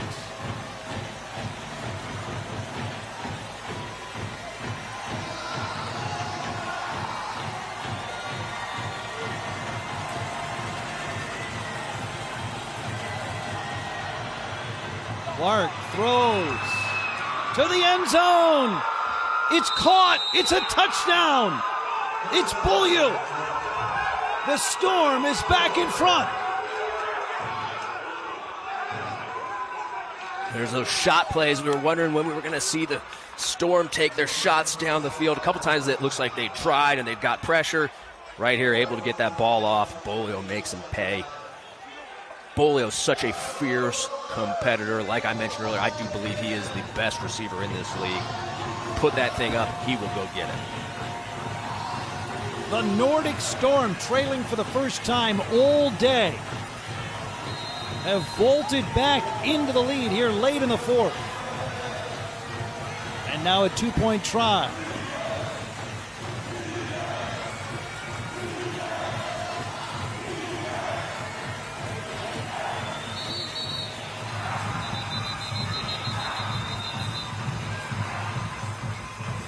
What a ball game we have in Munich.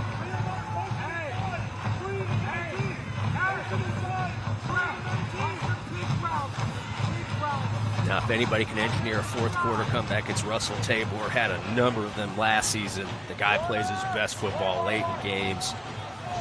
Let's see if the Ravens can put it back together. To respot the ball to the correct hand. Thank you. 2-point conversion, the offense can pick which hash they want the ball on, where they want it aligned laterally.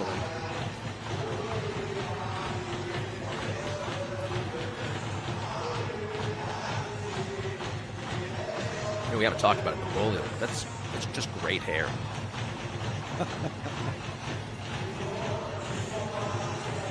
And the best part of that hair, it covers up the font for the names on the jersey, that illegible font. I didn't want to have to bring it up, but we got to talk to somebody in the graphic design department with the Nordic Storm. We got to get maybe some white in those letters. Very, very hard to read. But with the hair, it doesn't matter. God, look at that mane. You know who it is. It's the ball on the right hash.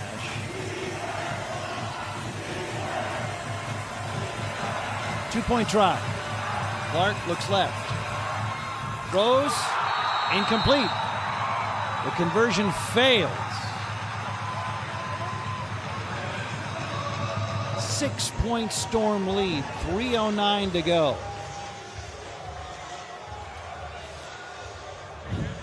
Spacing concept down there in the low red zone sometimes can be tough. You don't necessarily have guys on the move. Adrian gives this guy a chance. Gotta come down with that one. Oh, right off his fingers.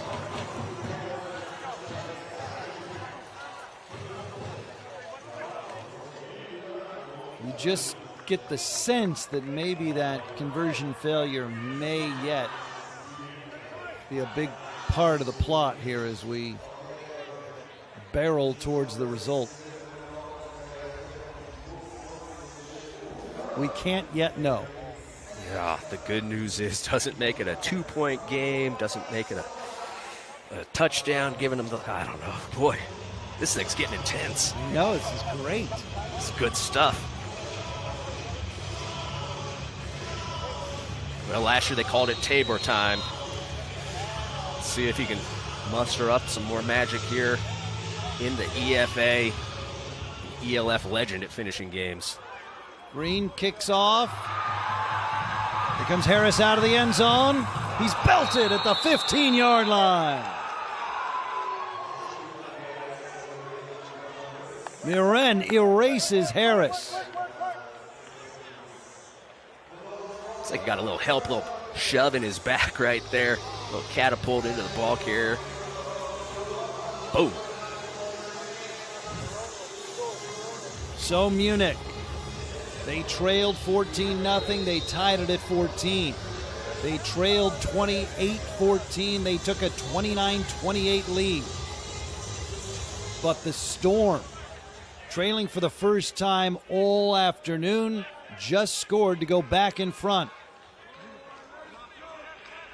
Russell Tabor is the Munich quarterback. It's complete on first down to the 21.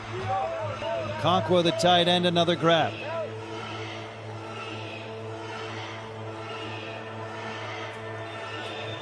It's back to that 5-yard stick route. They've got time. They've got to be a little aware. They are going hurry up right here. Pressure. Tabor running. Out of bounds at the 25. Remember, 2 timeouts for Munich plus the 2-minute warning.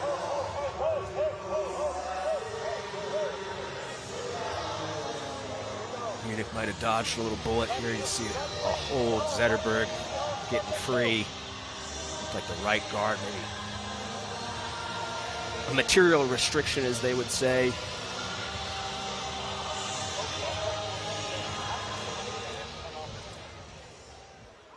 Good job by Tabor escaping that pocket.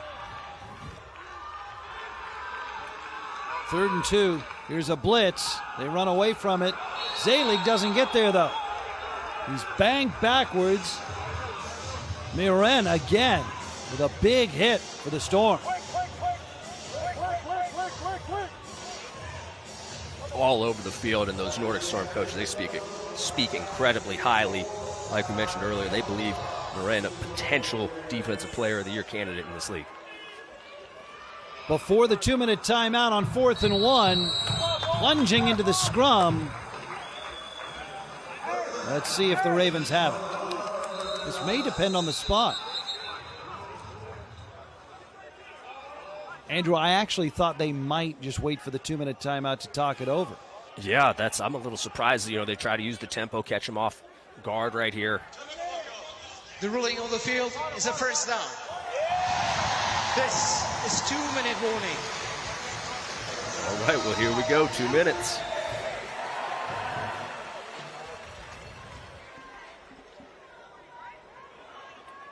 I think since you have the 2-minute warning, you've got time to review it, so go ahead. They have not said if the play is under review. I think John Shoup, the Nordic head coach, might like that spot reviewed.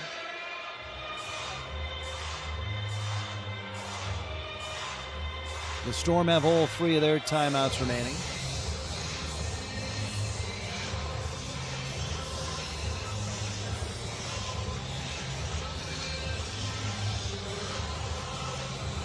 That's a good job. The officials convening there with Coach Shoup, discussing, hey, do I need to challenge this? Coach Shoup telling him, I think it's short. Do I need to challenge and throw my flag? Are you guys going to review it, making sure we're all on the same page? The last thing you want is a coach throwing a challenge flag when they can't challenge the play. You get yourself a 15-yard penalty. Officials in Europe have done a very, very good job of being very communicative in these situations on the sideline, in my experience.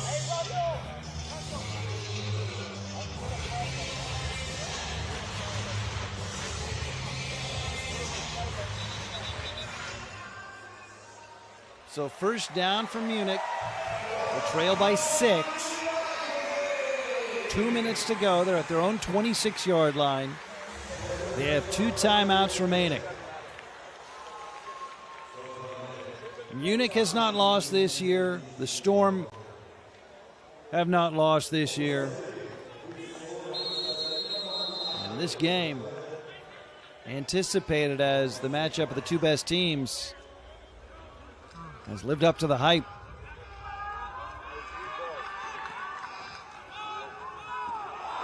Complete to Stanley. He breaks free down the sideline. He's out of bounds at the 50. Again, just that 2-man spacing concept on the weak side. Tabor doing a very good job reading that out. Puts it on Stanley. Stanley does the rest. The angle there by Dyrendal. Got to be a little bit flatter. He's trying to make a play on that ball, but also got to be able to secure the tackle.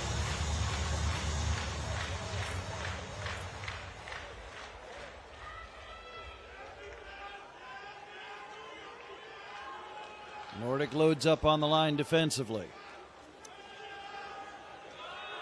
Tabor rolls and throws, and incomplete at the 45.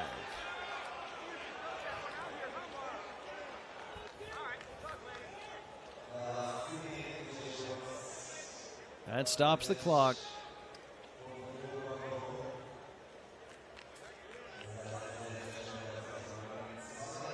Minute 47, plenty of time, 2 timeouts. Ravens in total control. Do have to find their way. Got to get all 50 of those yards and into the end zone. Can you run the ball here? You certainly could. You certainly could.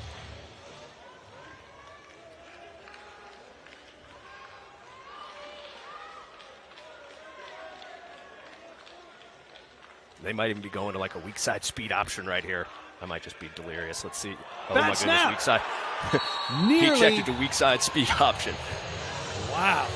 It's a bad snap. Nearly cost him possession in the ballgame. Yeah, and it's tough sometimes, these centers.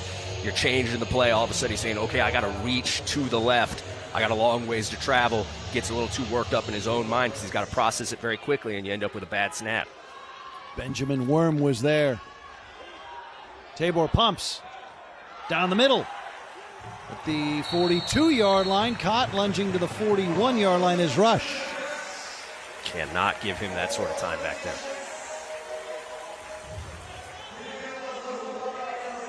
Really good job up front by the Munich Ravens. Quick snap. It's 4th and a yard. Zelig just has the first down, twisting to the 39. Had to have that one. Yeah, they're going to want to start using these timeouts here. They clock it. Oh, they catch him with 12 guys on the field. I think they might have.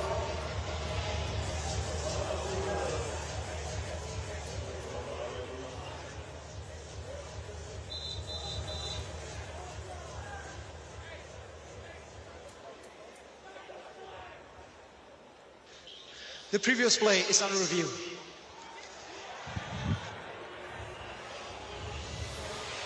I assume they're talking the screen there to Zelig, taking a look at the spot on that. Yep. Maybe somebody upstairs thinks it's a little short. Let's see what happens. Well, if it's short, that's the game.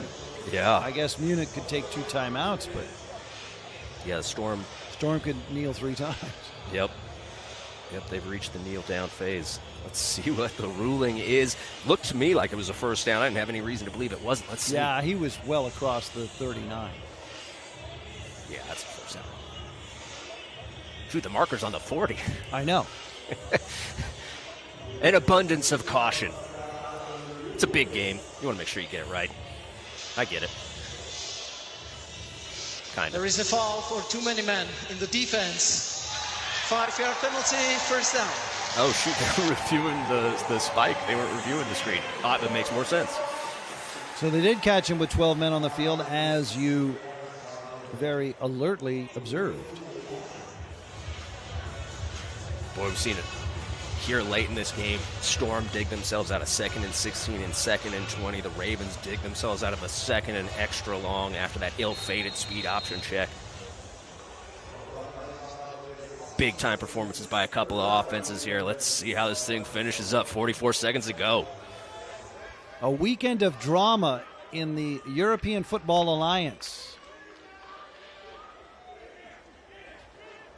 Under pressure, Tabor, right side, Stanley. Incomplete, in the end zone. The fans want the flag, and I think they're right. Oh, it did come out.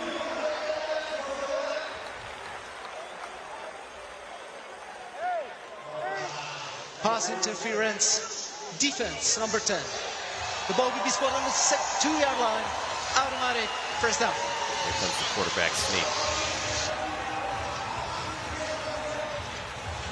That is a huge, huge penalty.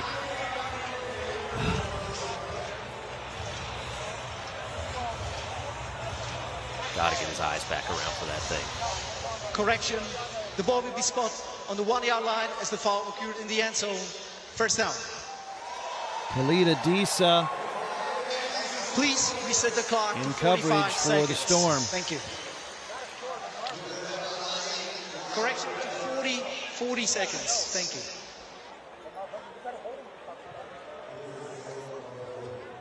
Tabor under center, I formation. Quarterback sneak.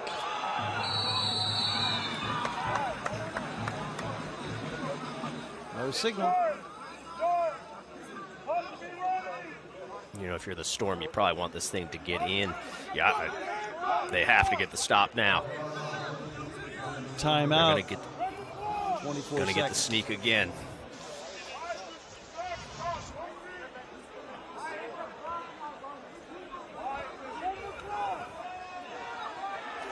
The ruling on the field is a touchdown. Tie game. Best case scenario for the Storm.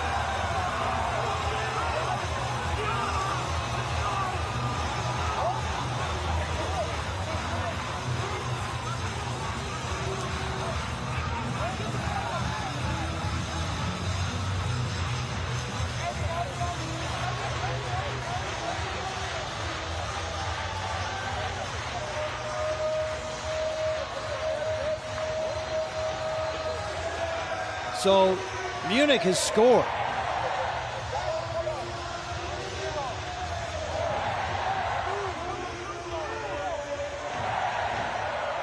And Munich is in front 35-34, and they will go for 2.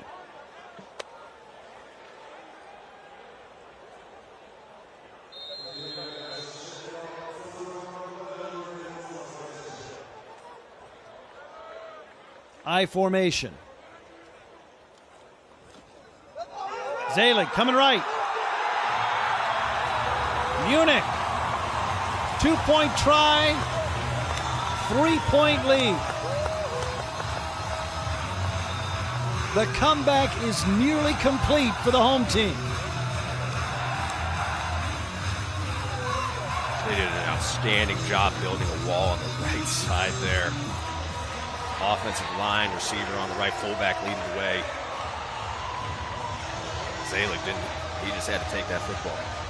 Let's look at the sneak right there.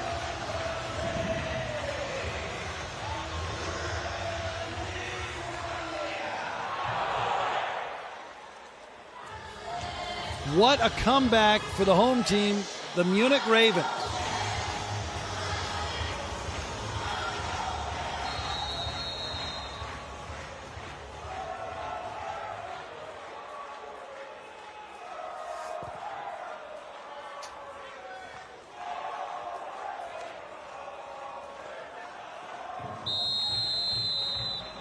Touchback for the Storm and Almeida.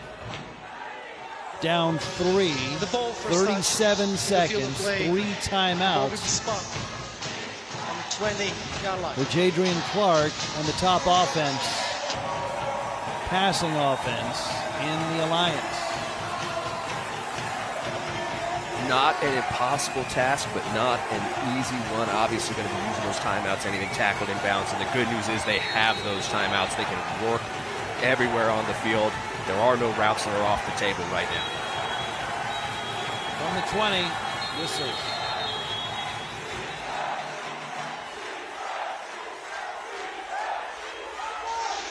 Timeout. Munich Ravens. It's their second team timeout in the second half. So is that taken there after they see the formation? You know, I think maybe just, I hate to say it, probably a little bit underprepared for what was about to happen right there. I don't know how, you know, like they're going to be in a 3-by-1 or a 2-by-2. I don't know where the confusion would be. Now, obviously, they want to make sure that they're getting their calls right. You would think you'd want to sort that out before you go out there, right? You know this is going to be the situation following that kickoff. That said, you've got 2 in your pocket, and you don't expect to play offense again. Right, right. It doesn't, it doesn't matter if you're taking them, if you're the Munich Ravens right now. You're much better off being on the same page than taking any risks.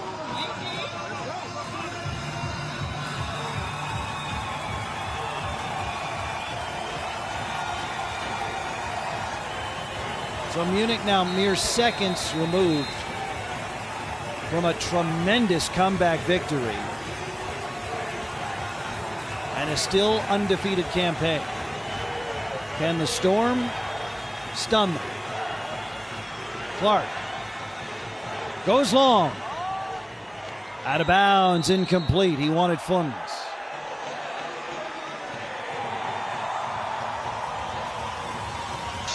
The ruling on the field is an incomplete pass. Second down. Here inside 2 minutes, if anything's going to get reviewed, it's from the officials. The previous play is under field review. He might have had that ball. Yes. I don't know if both those feet stay down, but oh boy, what an effort. There's a chance. There's a very real chance that's a catch. How about this? We couldn't ask for a better game here in the EFA. Top 2 teams going at it, and the Storm looking like they're trying to put together a game-winning drive. Down 3, 30 seconds to go, and they still got all 3 timeouts in their pocket. And remember, Munich has not really had an answer for Brendan Beaulieu downfield in the second half. Yeah, you know, they were playing, everybody was playing off. They went up, they pressed Beaulieu there. A little combination coverage, trying to take him out with that 8-man drop. Were they just rushing 2 maybe there? Maybe a 9-man drop? Is there enough evidence on this replay to overturn the ruling of incomplete? I think in real time it looks like a catch. Yeah, you got to slow that down. Does he maintain possession? I don't know. Did you see that ball kind of coming off his hand just a little bit there at the end?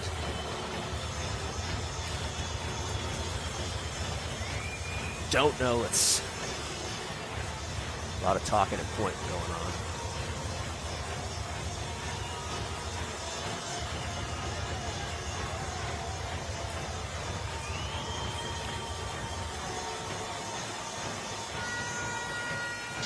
After review, receiver completed catch on the 44-yard line. First down, Nordic. Please reset the clock to 34 seconds. Thank you. Wow. A huge review and a completion for the Storm. And the faithful now nervous in Sportpark Unterhaching here in Munich. 1st and 10. The Ravens 44.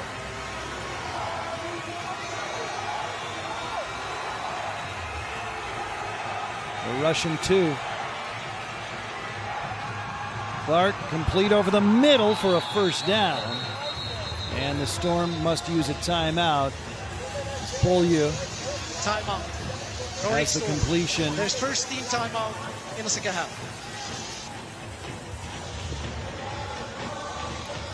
Big second half for that, man. Yeah. Good to see him get over those drops in the first half again. We get the glance and wheel on that side. Bolio's been eating him up on that glance route. 29 seconds. Now they are in field goal range, but like you said, they have yet to hit one this season, and their only attempt at it was an ugly, ugly rep earlier in this game in that first half. And they're 0 for 3 in field goal tries this year.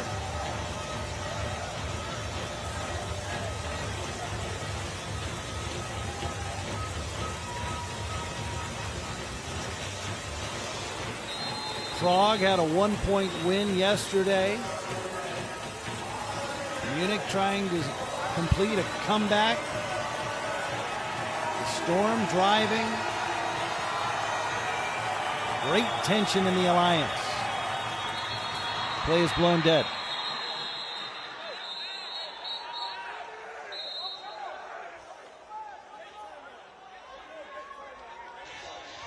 Before the snap, timeout, Munich Ravens, their third and final team timeout.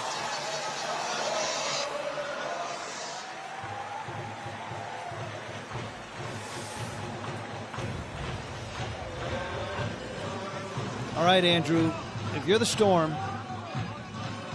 you're getting this timeout from the defense, and you've got 2 remaining. You've got 29 seconds. Is this 4 snaps? 5? Yeah, shoot. Let's go 6 seconds of play. We're looking 4 or 5 plays right here. You got your timeouts.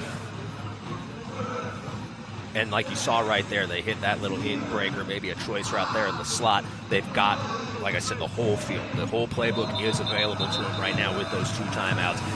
We've talked about this in other games, the value those timeouts hold late in games. They are like gold, and a very, very good thing that the Storm have them right now. Otherwise, your playbook gets very, very restricted in a critical situation. High drama in central Bavaria.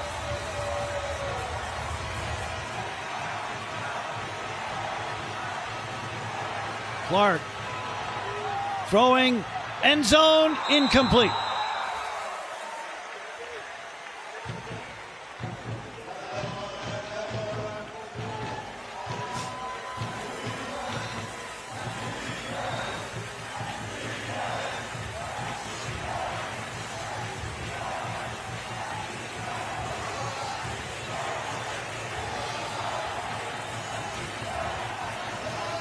Hard to say what they're trying to dial up right there. Clark obviously taking that shot down the field, but nobody particularly close. Empty backfield. Route again. Yep, there it is. Clark down the middle, leaping grab inside the 20, inside the 19. Bolju again. Timeout. Timeout. Nordic Storm. It's their second team timeout in the second half. I mean, Coach, don't you keep working that till it doesn't work? You've got another timeout. Yeah, they keep getting the split safety coverage. That glance, great for that split safety. If a quarter safety is going to play deep, you can throw it in front of him all day. They've hit it against man. They've hit it against zone. They've got the 1 timeout. They can still work the whole field.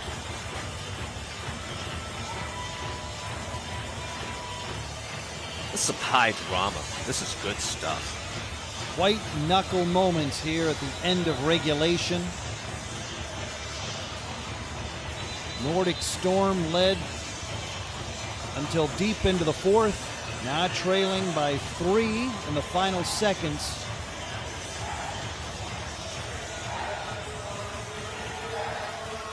They have it 1st and 10 inside the 20-yard line of Munich.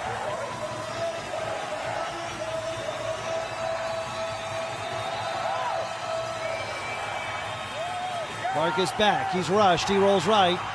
He throws out of bounds. And they did more than rush 2 that time. Munich brought pressure.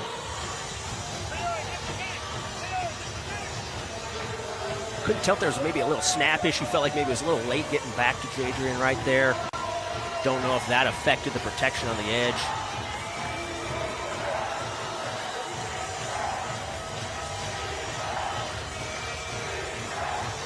With only 13 seconds now, you can almost forget the downs. It's 2nd down. Yeah, we've got 2, maximum of 3 plays left in this game. From the 19. No. Timeout. Nordic Storm, their 3rd and final team timeout in the 2nd half. So with 13 seconds left, having to burn that timeout right there, that puts them, now that playbook is restricted. If they get tackled inbounds, there's a very good chance that this game is over. They're going to have to be sprinting to the line of scrimmage. We would call this a declared down situation. If this gets caught inbounds, you have to get down right now, and everybody has to understand we are sprinting to the line and we are going to clock it. Jadrian, a veteran, he understands that. He knows he can't take a sack right here. This ball either has to be thrown out of bounds or completed in the end zone to avoid disaster.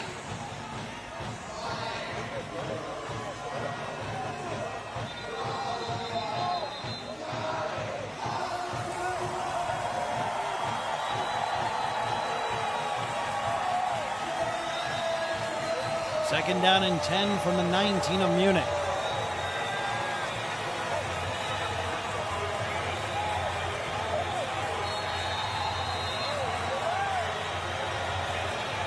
Four-man rush for the Ravens.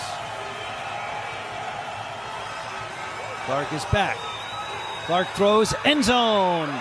Incomplete. Bull, you went up, couldn't bring it down. Had a chance.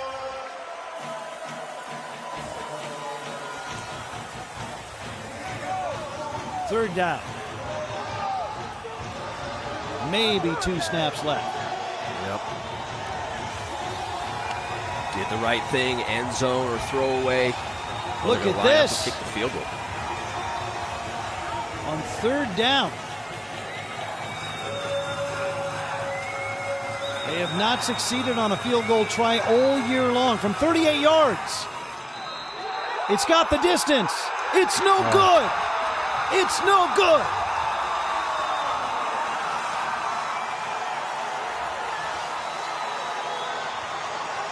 Munich will win. Great job by that Ravens defense, bowing up here at the end of this game.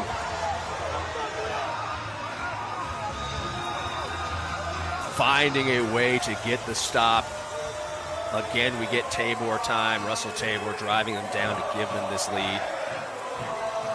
I think when the Storm look back on this final drive, burning that timeout, that's a tough one. You hate to put your kicker in this situation. Gustafsson had the distance, but he pulled it. And the reason John Shoup does that is because you might not get another snap if you don't score. Meanwhile, Tabor kneels down. The Munich Ravens are still undefeated. This is the end of the game. For them to overcome all those turnovers in the first half, find a way to win this game, that's outstanding by the Munich Ravens. Really good job. They're back against the wall. You lose the turnover battle like that, rarely do you walk away with a victory. Well played by Munich. Munich did not lead until past the midway point of the 4th quarter. But it is the home team Munich Ravens now 5-0. The Nordic Storm are 5-1. The most anticipated game of the year also the most thrilling, as the top two teams battle down to the final seconds. And Munich with a comeback victory, 37-34. Russell Tabor, you called it, Andrew, Tabor time, and he led that drive. Put the Munich side in front inside the final minute. And they win it by 3. What a ball game. Outstanding effort by both teams here today. The rematch is coming up. We got a little ways to go, but these two teams will face each other again before this regular season's over. The Storm has a bye in week 8 next week, so they'll have an extra week to think about this one. Munich will take their unbeaten record to Tirol and face the Raiders next week. Munich victorious at home, snapping the 5-game win streak for the Storm to start the season. A thrilling game throughout.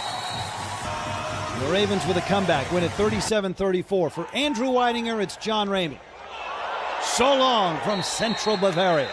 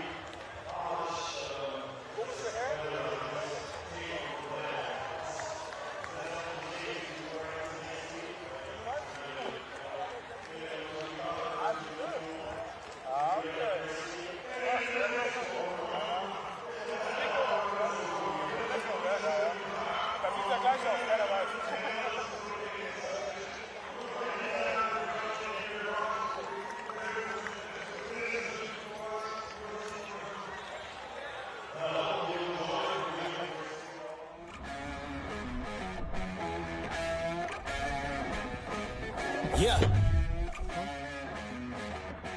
You ready?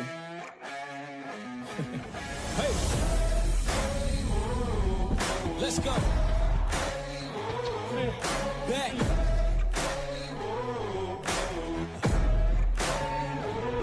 I'm at my prime.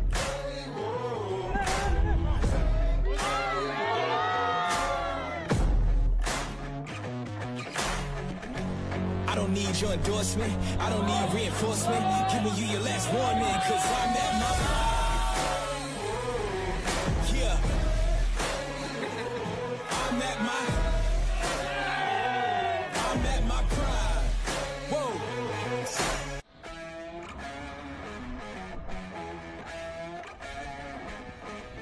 Yeah. You ready? Hey. Let's go.